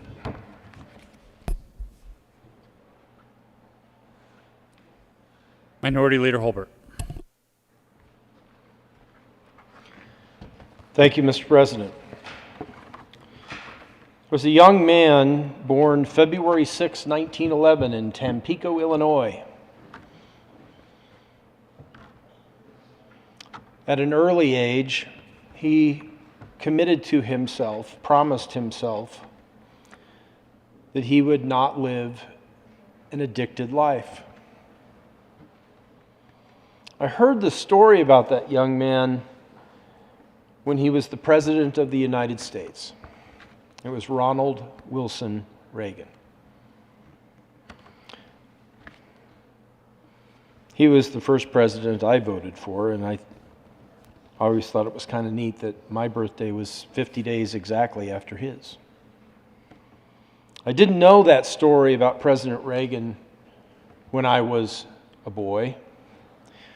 I learned about it when I was an adult. But that was a very special story for me to hear about President Reagan. Because I learned that he understood the embarrassment of picking up his father from his dirt front yard and dragging him in the house as the neighbors looked on and whispered. I liked that story. I appreciated that story from someone as important as the President of the United States, because I made that commitment to myself as a young boy too. Didn't know that when I was a boy. But it was sure cool to understand that I wasn't the only one who made that promise. Addiction is brutal. When someone you love finds that he or she loves what's at the bottom of that bottle, or whatever it is, more than you, more than anything, that's hard. It's really hard. It's even more challenging when you're a child and the neighbors, your friends, your family members know what's going on.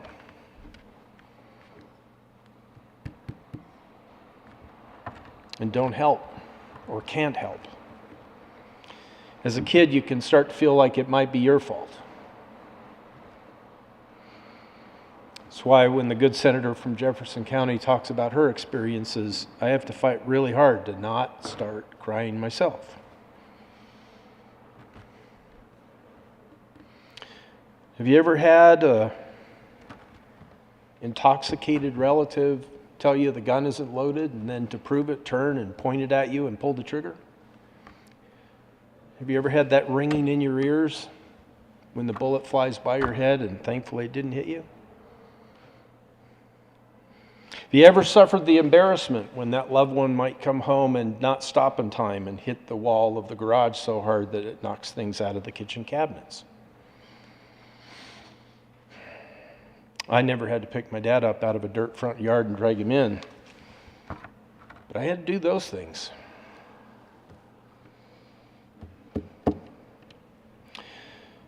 Fentanyl is vastly more powerful than alcohol. This is really frustrating for me that we're in this reality that loved ones may not have to practice for years like my father and unfortunately my sister did. As we've heard, fentanyl is something where someone could just make a decision once. And as we've heard, sometimes they're not deciding to try fentanyl. They think they're taking a prescription drug. I expressed those concerns on previous legislation about importation of drugs from places like Canada. That's not what we're struggling with here. This is illicit, coming in through drug cartels, Mexico, China, wherever it might be. And there are people, I believe it's a threat to national security. It's people trying to destroy our country, one person at a time. Or maybe more accurately, hundreds every day. Like last year, when I got the call that my sister had died from an overdose after another evening of what she did. Something went wrong. Maybe it was fentanyl, maybe it wasn't. I want to get as tough on fentanyl as possible because, like President Reagan, I committed early in life, I'm not going to do that in my life. Life's too precious. Does that make me better than anybody? No. Does it mean that I was blessed to not have that gene in my DNA, make me susceptible? I was told that over and over again as a child, that I had to be particularly careful because I was the son of an addict, and that can be genetic. Well, it doesn't have to be, does it? It doesn't have to be. I want to thank the bill sponsors, and I want to thank all of you for the debate yesterday. I want to thank those of you who supported that one amendment, the knowingly piece. In my opinion, that makes the bill better. It makes it worthy of a yes vote, and I hope that you'll join me in supporting the bill. Then I hope that our colleagues in the other chamber will be thoughtful as to what they do. I think they have three options: concur, adhere, or call a conference committee. I know that there are some in the House who very much want the conference committee to meet and to take that piece out and put it back where it was. And I know there's members of the House who would very much like to concur and leave it exactly where it is right now with that piece out of the bill, holding the amendment that we made in the Senate. I don't know where the story ends. But to my friend from Weld County, the former sheriff, to be called woke, to suggest that he doesn't want to get tough on fentanyl, what nonsense. What utter nonsense. For any of you who put your names on this bill and fought this fight, no, it's not about being woke. It's about trying to do the very best we can to get tough on fentanyl and address this horrific problem that isn't just here in our state, and it's certainly not here in our state because of a bill that passed in 2019. It's everywhere. It's in all 50 states. This isn't a problem that was caused by one party or by contributors from both parties. This is a problem that is coming from outside of our nation to every corner of our nation, every place we live and work. I hope that 1326 stays the way it is. I truly do. But right now, today, I'm honored. I'm grateful to the sponsors. I'm grateful to you who supported that one amendment yesterday. I know not everyone agrees. That's not new for us here. But today, I'm proud to vote aye on 1326, and I'm grateful to my friend from Weld County and my friend from Jefferson County for taking on this fight. Thank you, Mr. President. I ask sincerely, at this stage in this process, for an aye vote for House Bill 1326.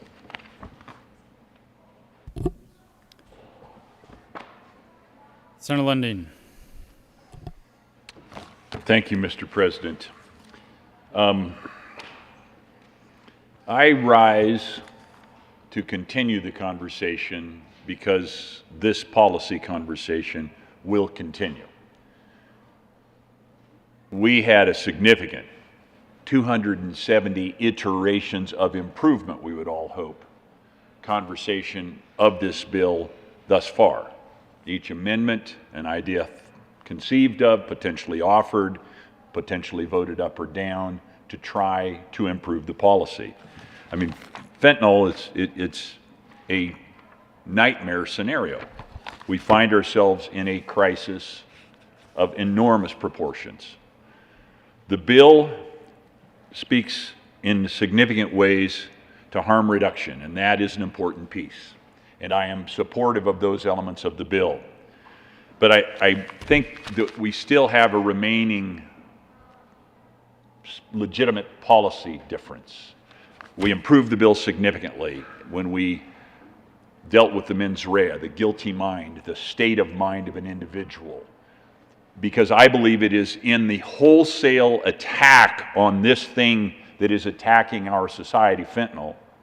The wholesale attack on this is our best hope of changing the circumstance for those who are caught up in the addiction and for those who still are at risk of being exposed in a way expected or unexpected to this horrifying drug. A little bit of sugar, a visual reference of enough, if this were fentanyl, to kill more than 1,000 people. An astounding threat to humanity. So, as I said as I began, I'm speaking to this ongoing conversation. I'm essentially speaking to the other house, saying that it is my policy perception and perspective, as the front right top corner story of the Springs Gazette today, ex-drug dealer pushes zero fentanyl tolerance. It is my perspective that 0 grams is the better policy place to land. And I would have preferred that we amend the bill to that position, and it would have gotten me, even with the wobbler as they talk about it, to a yes vote. But I lay down a hard edge on this as the conversation continues and speak to the other body. The limited steps we have taken to improve this policy to get at that effort to, on a broad, wholesale, as I'm calling it, law enforcement interaction with those who would deign to distribute and drive this further into our society, we must protect that small gain that we got in order to get at the best elements of this bill as currently crafted. So, although I am a no vote on this bill today, it is not because this isn't far better policy than where we would have been absent this bill. It's simply to say, hold the line. Do not retreat as this heinous product moves further and deeper potentially into our society. I thank the bill sponsors for the incredible heavy lift. And I mean, it's a heavy policy lift, and a heavy policy lift is even harder to bear when there are personal experiences that bring emotional weight to the challenge. So I am grateful for the intellectual, emotional, I would say almost spiritual effort that many of our colleagues have put into this bill. Thank you very much to the sponsors for this bill. Senator Kirkmeyer. Thank you, Mr. President. And I too, before I begin my comments, would like to thank the sponsors and everyone who commented yesterday. It is what gets us to a better spot, to a better place. And having the discussion, I greatly appreciate.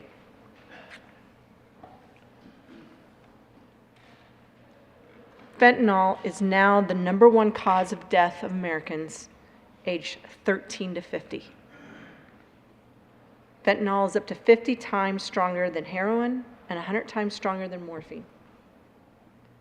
Fentanyl kills 1 person every 8.57 minutes in the United States.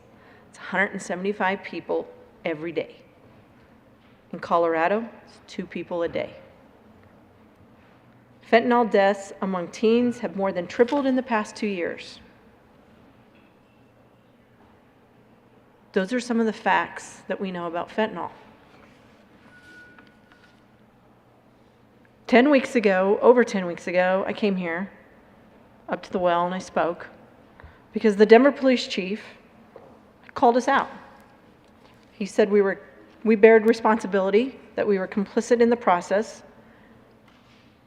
and that we made it difficult to hold killers, those drug dealers, responsible. You know, I agree with the comments. This is an incredibly, incredibly important issue. But it's more than just one issue. There are two issues here that we've been having policy debate about. And with regard to treatment, education, the campaign, getting what we need for those folks, stories that we heard, treatment for drug users, 100% behind. Needs to be done. $46 million fiscal note on this bill. Worth it.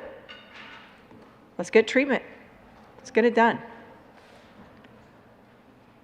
The other part, though, that the Denver police chief and all of the police chiefs and the sheriffs we're speaking to is they need the tools, they need the ability to get the drug dealers off the street.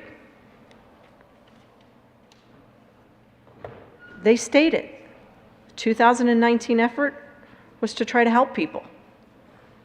The fact is, people are dying. In November of 2019, 6 months after the bill was passed, you had all of the district attorneys in the state, 22 elected district attorneys, within 6 months said that they would like to see the bill revisited in the upcoming legislative session and asked for language to be included that would make possessing any level of fentanyl a felony. The Sheriff's Association, the Colorado Association of Chiefs of Police, all have asked for increased and harsher criminal penalties, and they asked us to stop giving a free pass to drug dealers. In 2019, House Bill 1263 was passed, made possession of 4 grams or less a misdemeanor. It impacted law enforcement's ability to put dealers in jail. They couldn't get to the drug dealers, the low-level, mid-level drug dealers. It made getting to those dealers nearly impossible.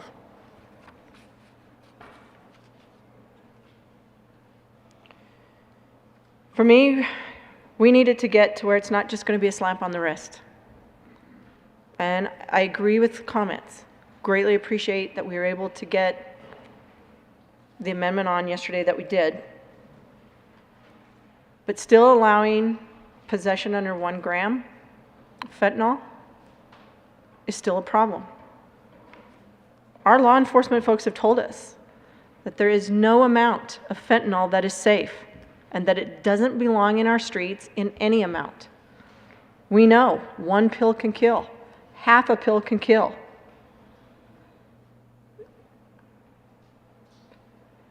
We need it to get people into treatment. We're trying to get there.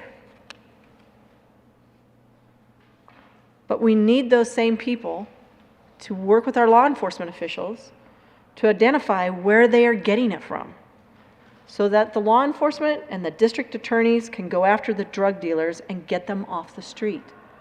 That was the second issue in this bill. That's the second issue that we need to tackle. And on that issue, this bill is just working around the edges. We're not addressing that problem.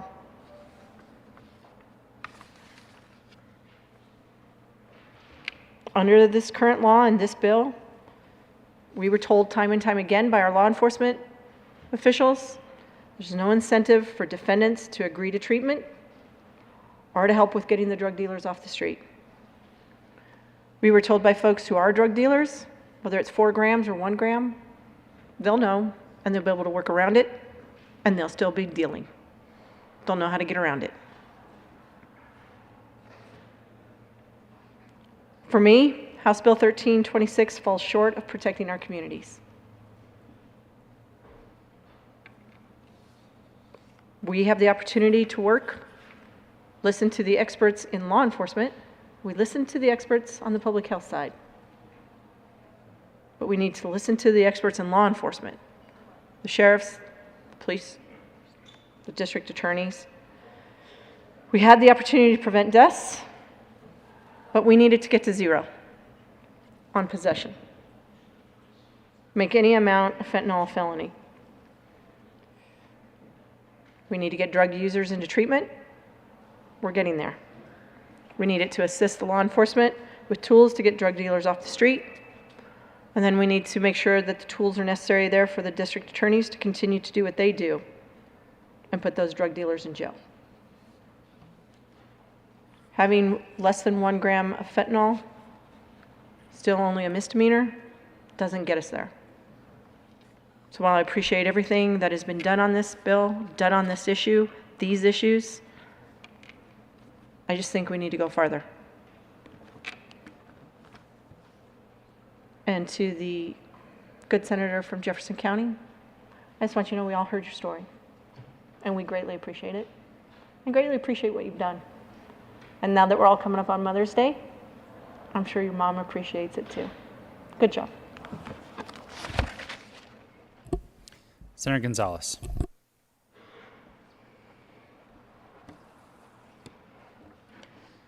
Thank you, Mr. President. How do you heal from stigma? How do you overcome stigma?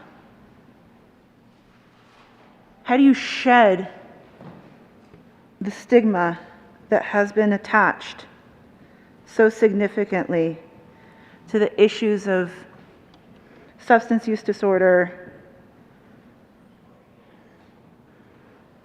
and the reverberations that causes on an individual level, on a family, and on society? I listened to all of the testimonies from the family members.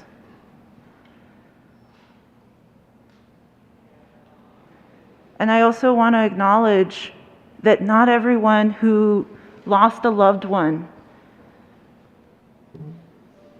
to fentanyl, not everybody agreed that felonization is the answer.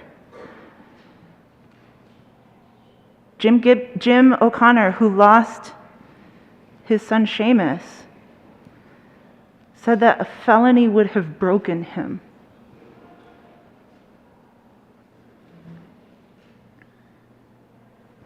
That's now in this bill.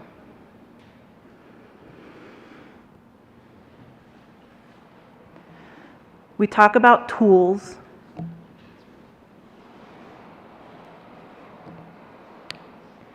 And we seem to have overlooked the fact that law enforcement, even for grieving family members,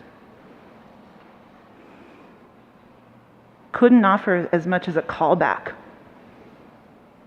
to investigate the deaths of their loved ones. Why is that? I'd argue it's because of stigma.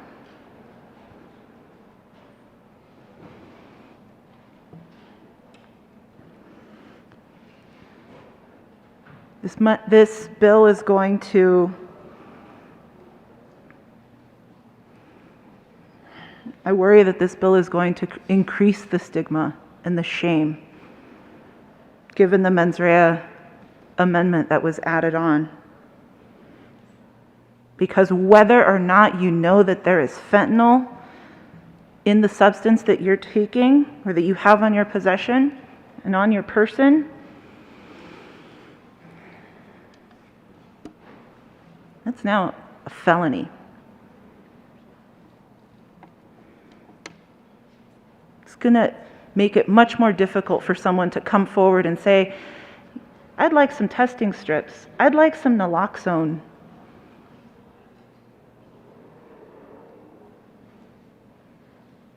I just want to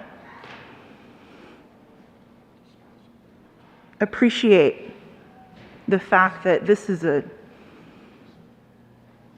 bill that is massive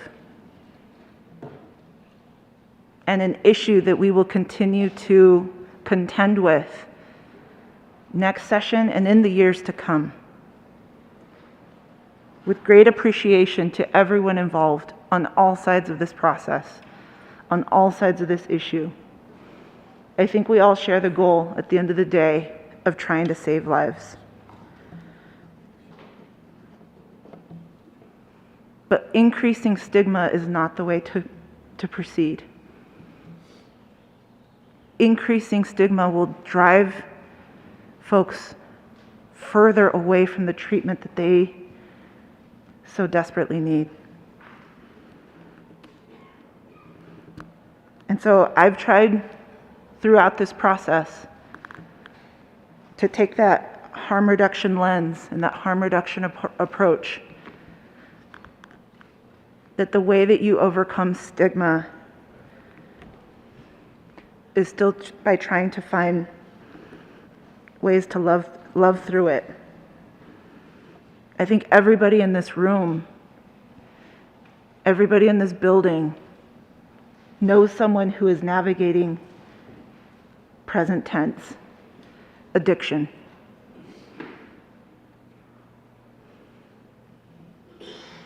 And loving them through it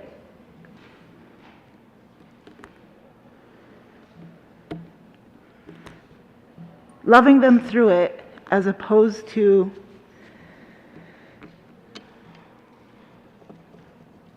putting up walls and barriers, that's, I believe, our way forward. I ask for a no vote on this bill. Senator Pedersen. Thank you, Mr. President.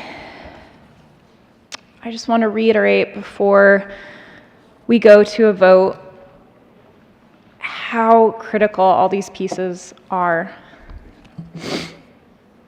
To one of the #1 requests from our DAs was to create a new crime for distribution of drugs resulting in death. We did that in this bill. In this bill, 0 grams of pure fentanyl, which you're only going to have pure fentanyl if you are a dealer, that is a felony in this bill. In terms of the fentanyl compounds, we also addressed our woefully outdated statute on the grams for distribution and the level of offenses. We are going after dealers. We have significant funding to disrupt the cartels that are poisoning our communities. That is absolutely where our focus needs to be if we want to stop the distribution and poisoning throughout Colorado and this country. The education awareness campaign to make sure that the young people who are making bad decisions being young, like so many people that we've known in our lives, are not at risk of dying from a fentanyl poisoning. Going after social media platforms that know that these pills are being pushed on their platforms and doing nothing about it. We are going in the right direction in making sure that we are going to hold them accountable and protect our kids. We're ensuring that those who do come in contact with law enforcement and are going through our criminal justice system, that we're not actually setting them up for failure, 900% more likely to die from an overdose because we arrested them without the critical care that they needed, and make sure that they have medication-assisted treatment while they're in jails and they're released and connected to that care. This is one of the most important things that we're doing, and we've been trying to do this for years. We're finally getting that done. We're expanding Colorado's OD map so that we have real-time information for what's happening with overdoses in communities and poisonings so that we can alert communities, and especially some of our college campuses, if one student has a fentanyl poisoning, that they are able to alert all of the other students so that we're not seeing multiple people dying over a few days like we have in recent past. We're also getting naloxone, that life-saving drug that reverses overdoses in the hands of our first responders, the folks who are working for our harm reduction organizations, making sure that they have what they need to reverse overdose deaths now. We also are providing additional money for treatment and recovery services because we have over 450 people right now on the wait list. There is so much to be proud of in this bill, and this is going to save many lives. I ask you to support House Bill 1326 for people like my mom, for the families who are in this room and their lost loved ones, and for the people who you will never know, whose lives will be saved because of this measure. Thank you.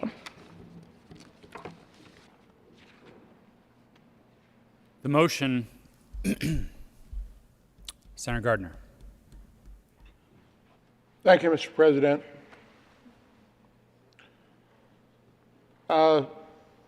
My good friend and colleague, the senator from Weld County, noted that we were speaking on the bill and debating it for some 9 hours yesterday. Having been about half of that,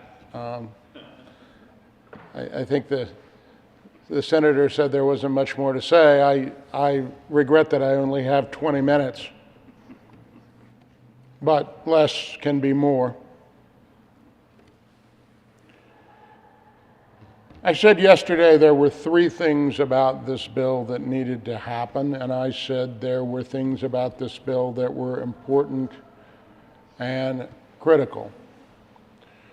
First of all, let me say one more time, the harm reduction pieces of this bill are important, they are critical, and when asked to support those pieces of the bill, I did so without reservation. I did so without reservation even when the efficacy of some of the things proposed might be subject to question. I did so without reservation when there was a suggestion for additional funding for the harm reduction side of this bill. I did so in the hope, one, that it would be effective and would make a difference in this other epidemic that we are suffering in the past 2 or 3 years.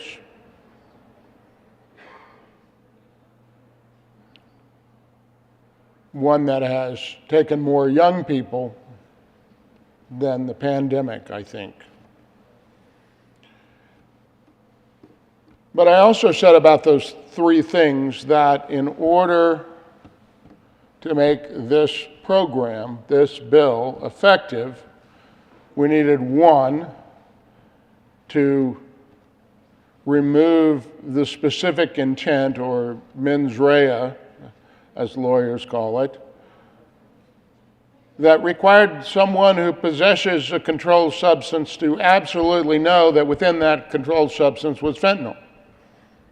Now, you need to understand that that is not the case for any other controlled substance in the controlled substance law, state or federal. Ohio did do that, and Ohio is having difficulty prosecuting cases of possession of fentanyl as a controlled substance because defendants inevitably say, I didn't know there was fentanyl. And so they can't be prosecuted under that version of the law. To my encouragement, this body, on a very close vote, agreed and removed that specific intent and decided that for criminal purposes of proof, we would treat fentanyl like every other controlled substance, which is a reasonable approach for such a dangerous substance, not to treat it in terms of guilt of its possession much more carefully and prosecution, but to treat it at least the same as you treat heroin, methamphetamine, OxyContin, other opiates. The second was that we needed to remove the repeal of this bill. Now, whether it was about that or about something else, it was suggested that my characterization of these things was disingenuous, and I'm not thin-skinned, so it matters not. It was not disingenuous. The moment you vote to pass this bill and to pass this program, you are also voting to repeal this program. And if nothing else is done, and some say, well, it's a call to action. Well, the call to action is here, and the call to action is now. And we, the General Assembly that is currently in office, are called to do something about it, not to ensure that others will have to do something about it at a different time in a different place. And thirdly, because I have heard from my constituents over and over and over that we need to make the possession of any amount of fentanyl a felony. Now, the concern in the next breath after that of all reasonable people, my constituents who say it needs to be a felony, there needs to be an opportunity to ensure that those who do possess fentanyl, who do so as users,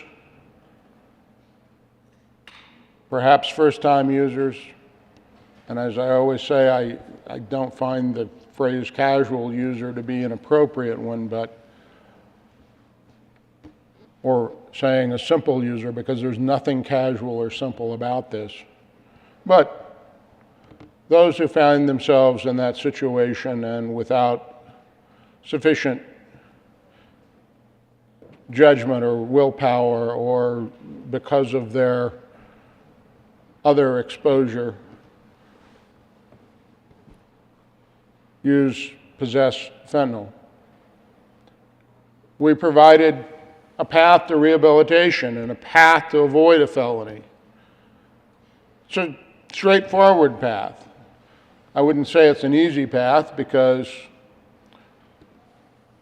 rehabilitation is not easy and probation is not easy, but it doesn't make everyone a felon. Now, some came and suggested that this is all like prohibition, and we know how that worked out, which I think is an argument for we need to repeal all of this.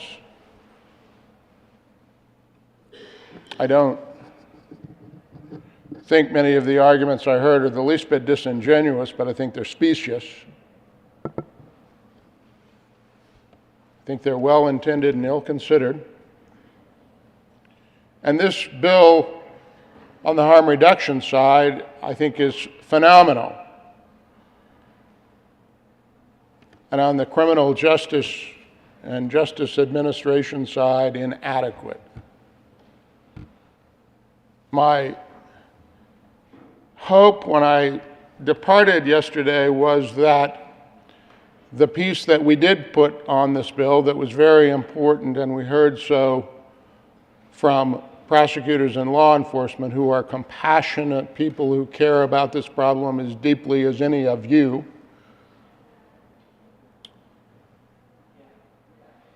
that the piece regarding mens rea would remain intact when it went to the House. But I was disappointed to read the newspaper this morning that one of the sponsors said that there was confidence that it would not remain that way, and that the Right Conference Committee could just have 4 of 6 of the other party, and that it would be fixed. And my optimism of last evening was dashed the first thing this morning.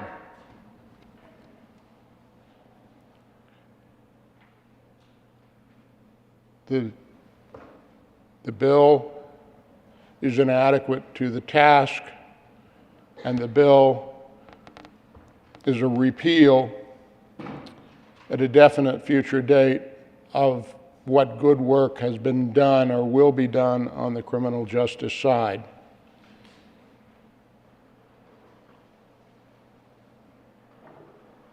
I would hope that it will stay in the condition that it is, but I am pessimistic about that based upon the assurances given by others to the press. And for that reason, I am a reluctant and sad no on this bill. My hope would be that it will come back. If it does, inevitably, either there will be an adherence over there and I will be pleasantly surprised, or more likely come back from conference, but come back from conference with an appropriate mens rea provision, the one that we placed on in this chamber. But for this day and this time, I will be a no. Thank you.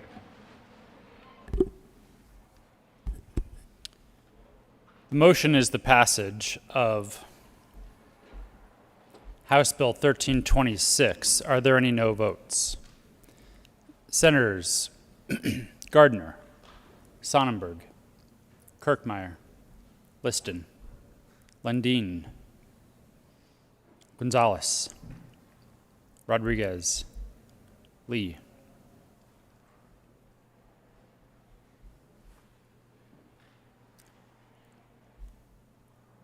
With a vote of 24 ayes, 8 noes, 0 absent, 3 excused, House Bill 1326 is passed. Co-sponsors: Senators Fields, Hansen, Coleman, Majority Leader Moreno, Story,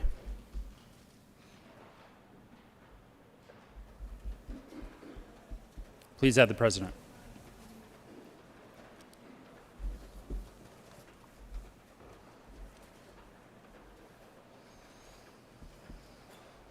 Will the clerk please read the title to House Bill 1383? House Bill 1383, Representatives Kipp and Holtorf, Senator Lee, concerning increasing the workforce by removing barriers to employment opportunities for juveniles. Senator Lee. Thank you, Mr. President. I move House Bill 1383 on third reading and final passage and ask for an aye vote. Is there any discussion? Seeing none, the motion is the passage of House Bill 1383. Are there any no votes? Senators Sonnenberg, Minority Leader Holbert, Lundin, Gardner, Woodward, Liston, Kirkmeyer, Rankin.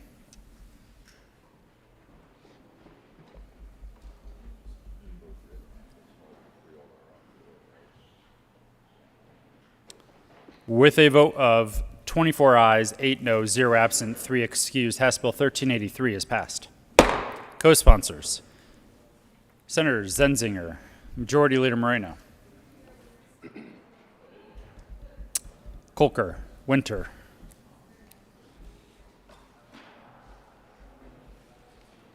please add the president, and Senator Story. Will the clerk please read the title to House Bill 1063? House Bill 1063, Representatives Amabile and Benavides, Senators Coleman and Cook, concerning creation of a jail standards commission to standardize the operation of Colorado jails and in connection therewith making an appropriation. Senator Cook. Thank you, Mr. President. We move House Bill 1063 on third reading and final passage and ask for an aye vote. Is there any discussion? Seeing none, the motion is the passage of House Bill 1063. Are there any no votes? Senators Sonnenberg, Minority Leader Holbert, Kirkmeyer,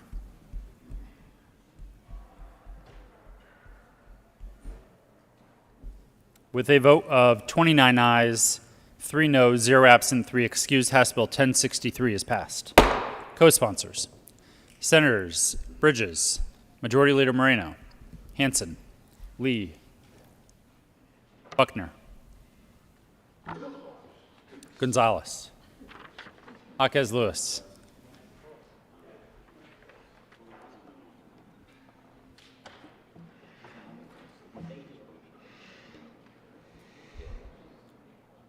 Will the clerk please read the title to House Bill 1077?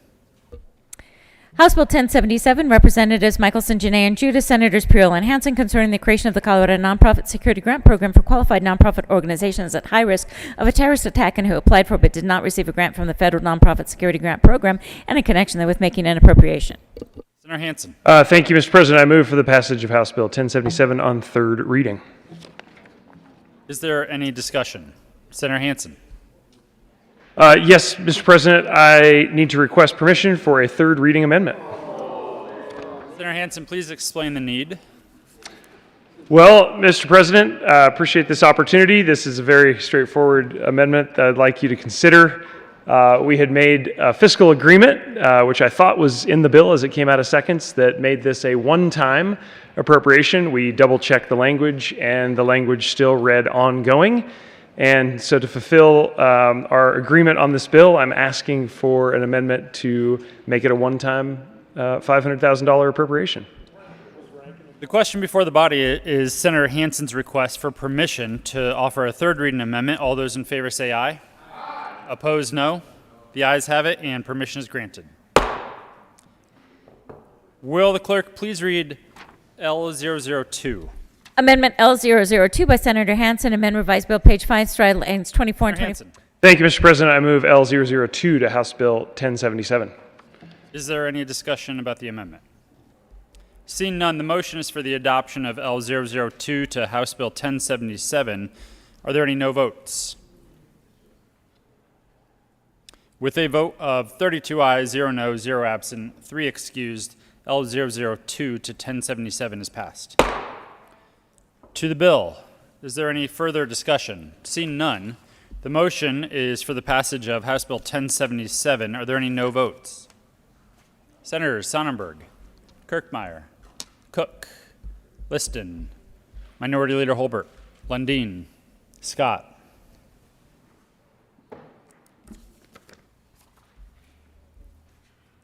With a vote of 25 ayes, 7 no, 0 absent, 3 excused, House Bill 1077 is passed. Co-sponsors, Senators Bridges, Henriksen, Pedersen, Majority Leader Moreno. Please add the President. Will the clerk please read the title to House Bill 1327? House Bill 1327, Representatives Herod and McLaughlin, Senators Moreno and Coram, concerning former Native American boarding schools in Colorado in connection therewith, making an appropriation. Majority Leader Moreno. Thank you, Mr. President. I move House Bill 1327 on third reading and final passage, and as the senator from Montrose would say, imitating former Senator Lois Court, it's for the children. Is there any further discussion? Seeing none, the motion is the passage of House Bill 1327. Are there any no votes? Senators Lundin, Minority Leader Holbert, Liston, Kirkmeyer, Woodward, Sonnenberg, Heisey. With a vote of 25 ayes, 7 noes, 0 absent, 3 excused, House Bill 1327 is passed. Co-sponsors, Senators Simpson, Jaquez Lewis, Donovan, Coleman, Henriksen, Gonzalez, Buckner, Lee, Winter, Pedersen, Danielson, Fields, Kolker, Janal, Story, Rodriguez, Zenzinger. Please add the President.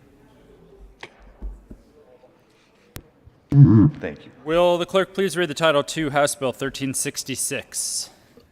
House Bill 1366, Representative Kipp, Senator Bridges, concerning increasing access to post-secondary workforce readiness with financial aid information and in connection therewith making an appropriation. Senator Bridges. Thank you, Mr. President. I move House Bill 1366 on third reading and final passage. Is there any discussion? Seeing none, the motion is the passage of House Bill 1366. Are there any no votes? Senators Sonnenberg, Simpson, Lundin, Gardner, Liston, Heisey, Kirkmeyer, Woodward, Rankin, Minority Leader Holbert, Scott. With a vote of 21 ayes, 11 noes, 0 absent, 3 excused, House Bill 1366 is passed.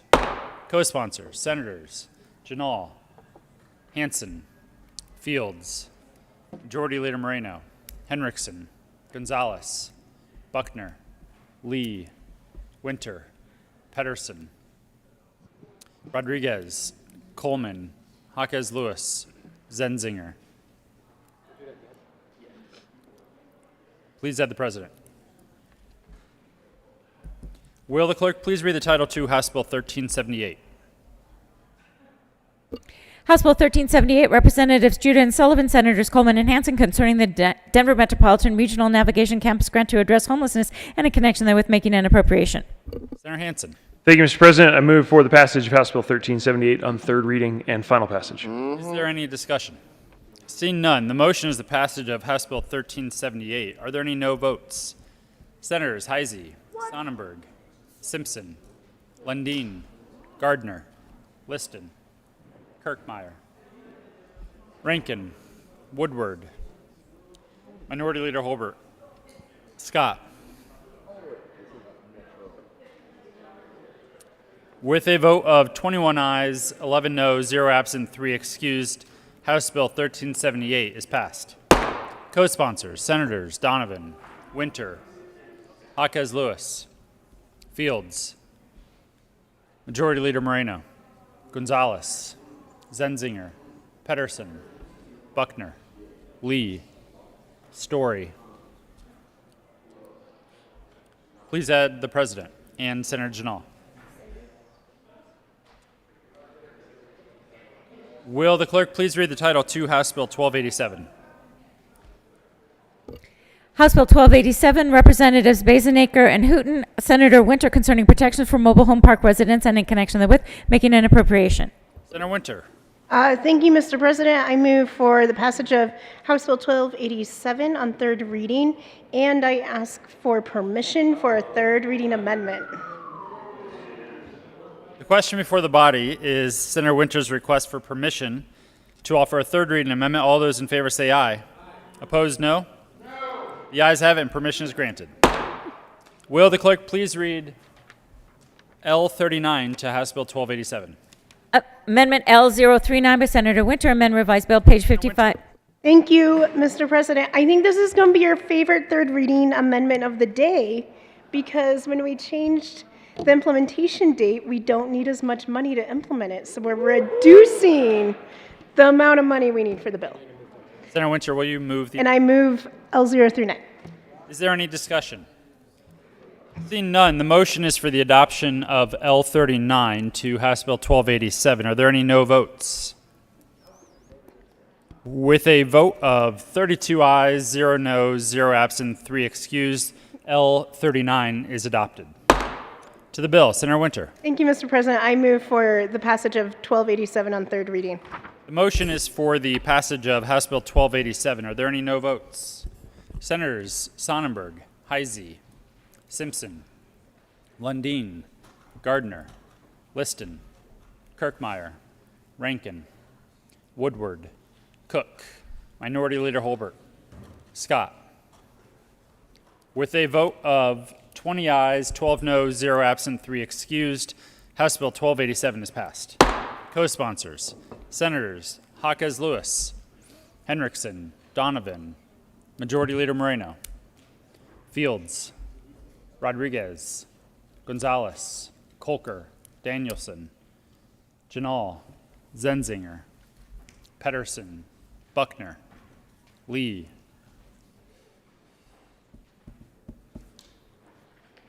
Please add the President. Will the clerk please read the title to House Bill 1389? House Bill 1389, Representative Harrod, Senator Henriksen, concerning the creation of financial literacy and exchange program accounts and in connection therewith making an appropriation. Senator Henriksen. Thank you, Mr. President. I move House Bill 1389 on third read and final passage and ask for an aye vote. Is there any discussion? Seeing none, the motion is the passage of House Bill 1389. Are there any no votes? Senators Simpson, Heisey, Kirkmeyer, Rankin, Liston, Gardner, Sonnenberg, Lundin, Minority Leader Holbert, Cook, Woodward, Scott. With a vote of 20 ayes, 12 noes, 0 absent, 3 excused, House Bill 1389 is passed. Co-sponsors, Senators Bridges, Donovan, Majority Leader Moreno, Pedersen, Winter, Lee, Danielson, Buckner.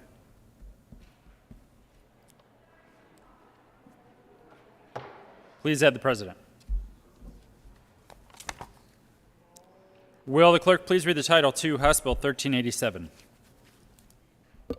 House Bill 1387, Representatives Titone and Bradfield, Senators Fields and Priola, concerning measures to ensure that a common interest community has adequate reserve funds. Senator Fields. Mr. President, I move House Bill 1387 on third reading and final passage. Is there any discussion? Seeing none, the motion is the passage of House Bill 1387. Are there any no votes? Senators Sonnenberg, Simpson, Lundin, Gardner, Heisey, Liston, Kirkmeyer, Rankin, Woodward, Cook, Minority Leader Holbert, Scott. With a vote of 20 ayes, 12 noes, 0 absent, 3 excused, House Bill 1387 is passed. Co-sponsors, Senators Bridges, Majority Leader Moreno, Lee, Jaquez Lewis,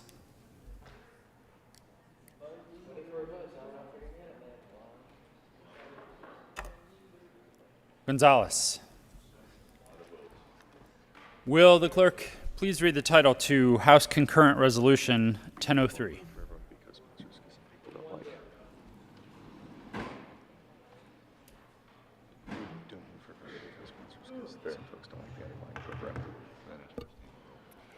House Concurrent Resolution 1003, Representatives Geithner and Kipp, Senators Bridges and Lundin, submitting to the registered electors of the state of Colorado an amendment to the Colorado Constitution concerning the extension of the property tax exemption for qualifying seniors and disabled veterans to the surviving spouse of a United States Armed Forces service member who died in the line of duty or veteran whose death resulted from a service-related injury or disease. Senator Bridges. Thank you, Mr. President. I move House Concurrent Resolution 22-1003. Is there any discussion? Seeing none, the motion is the passage of House Concurrent Resolution 1003. Are there any no votes?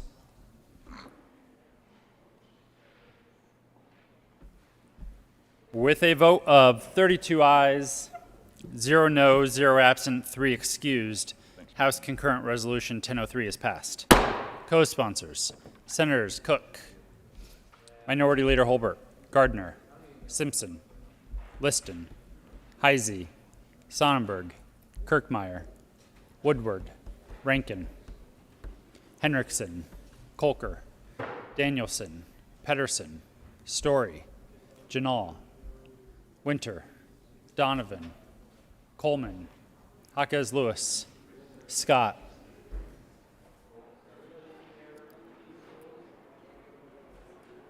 Buckner.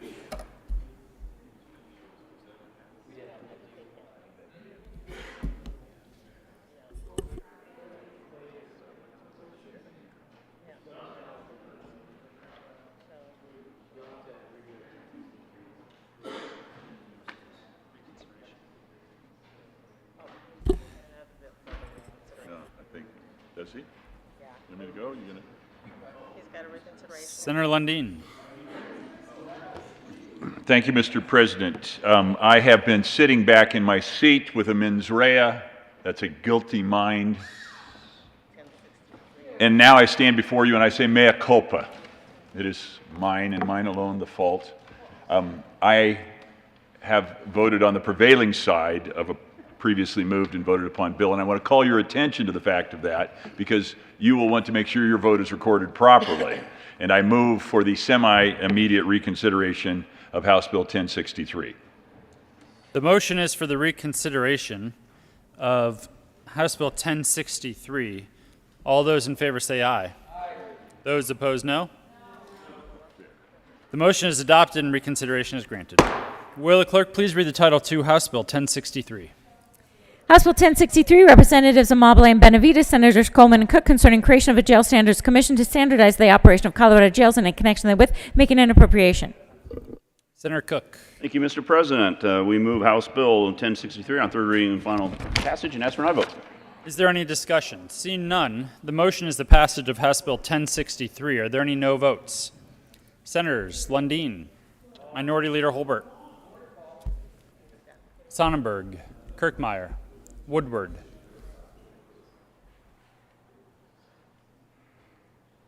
With a vote of 27 ayes, 5 noes, 0 absent, 3 excused, House Bill 1063 is passed. Co-sponsors. If you're on it, you're on it.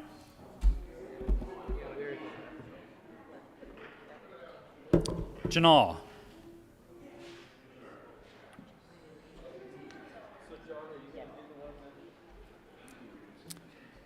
Majority Leader Moreno. Thank you, Mr. President. Having voted on the prevailing side, I move for the reconsideration of House Bill 1077. The motion is for the reconsideration of House Bill 1077. All those in favor say aye. Those opposed, no. The motion is adopted and reconsideration is granted. Will the clerk please read the title to House Bill 1077? House Bill 1077, Representatives Michelson, Janae, and Judah, Senators Priola and Hansen, concerning the creation of the Colorado Nonprofit Security Grant Program for qualified nonprofit organizations at high risk of a terrorist attack who applied for but did not receive a grant from the Federal Nonprofit Security Grant Program and in connection therewith, making an appropriation. Senator Hansen. Thank you. I move for the repassage of House Bill 1077 on third reading and final passage. Is there any discussion? Seeing none, the motion is the passage of House Bill 1077. Are there any no votes? Senators Lundin, Minority Leader Holbert, Kirkmeyer, Liston, Sonnenberg, Scott, Heisey. With a vote of 25 ayes, 7 noes, 0 absent, 3 excused, House Bill 1077 is passed. Co-sponsors.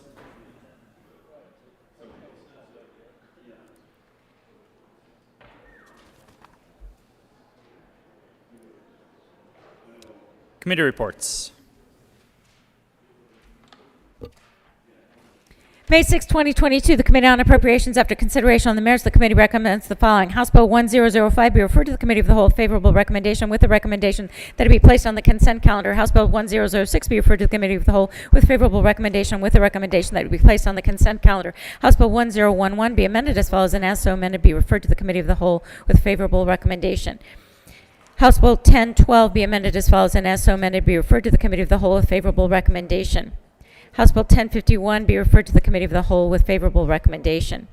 House Bill 1149 be referred to the Committee of the Whole with favorable recommendation, and with the recommendation that it be placed on the consent calendar. House Bill 1151 be amended as follows, and as so amended be referred to the Committee of the Whole with favorable recommendation. House Bill 1240 be referred to the Committee of the Whole with favorable recommendation. House Bill 1246 be referred to the Committee of the Whole with favorable recommendation, with the recommendation that it be placed on the consent calendar. House Bill 1281 be amended as follows, and as so amended be referred to the Committee of the Whole with favorable recommendation. House Bill 1283 be amended as follows, and as so amended be referred to the Committee of the Whole with favorable recommendation, with the recommendation it be placed on the consent calendar. House Bill 1302 be amended as follows, and as so amended be referred to the Committee of the Whole with favorable recommendation.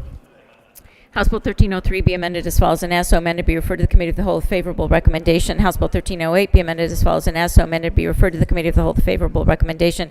House Bill 1358 be amended as follows, and as so amended be referred to the Committee of the Whole with favorable recommendation.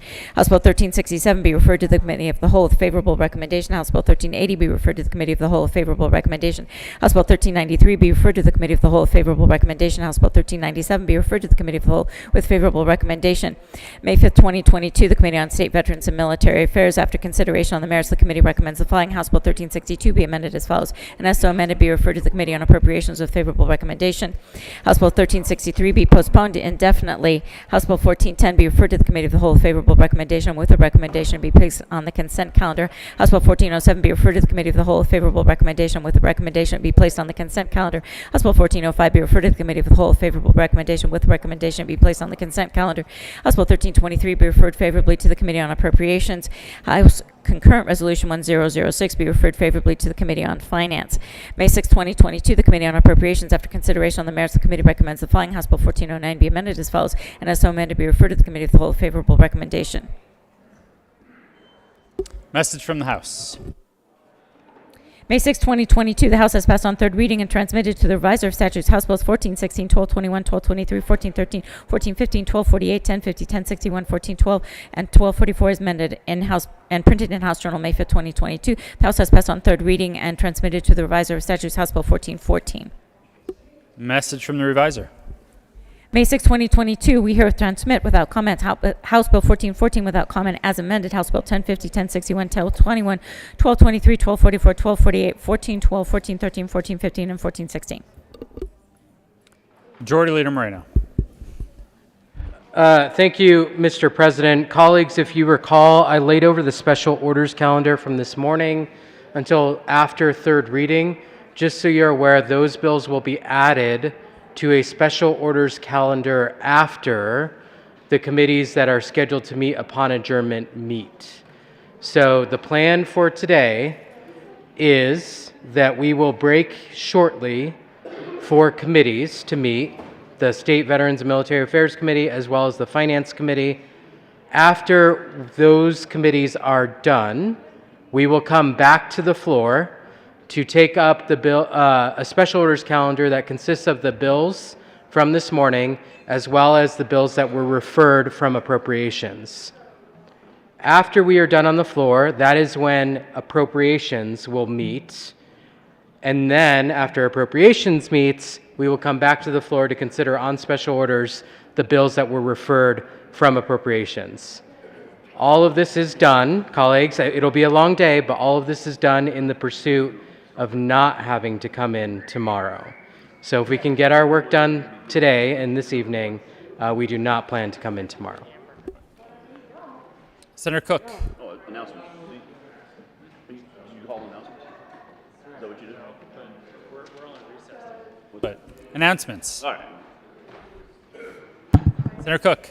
Thank you, Mr. President. Everyone, the Master Chef Fenberg and myself will be grilling gourmet hamburgers and hot dogs again for everybody for lunch, so no need to order. We're going to start immediately upon adjournment here, and if you are in committee, just have somebody come pick up the food for you and it will be delivered. So I hope you're all hungry, and we will start soon.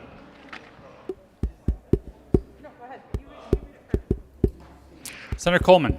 Thank you, Mr. President. SVMA committee will be meeting upon adjournment in SCR 352 to hear House Bill 1370 for action only. And then also we will be meeting to refer House Bill 1401 to the Finance Committee, but we will do that in committee, and we'll see you upon adjournment in 15 minutes. Senator Gonzalez. Thank you, Mr. President. Colleagues, we will be meeting in the Senate Finance Committee. We will be meeting as the Senate Finance Committee upon adjournment in Senate Committee Room 357.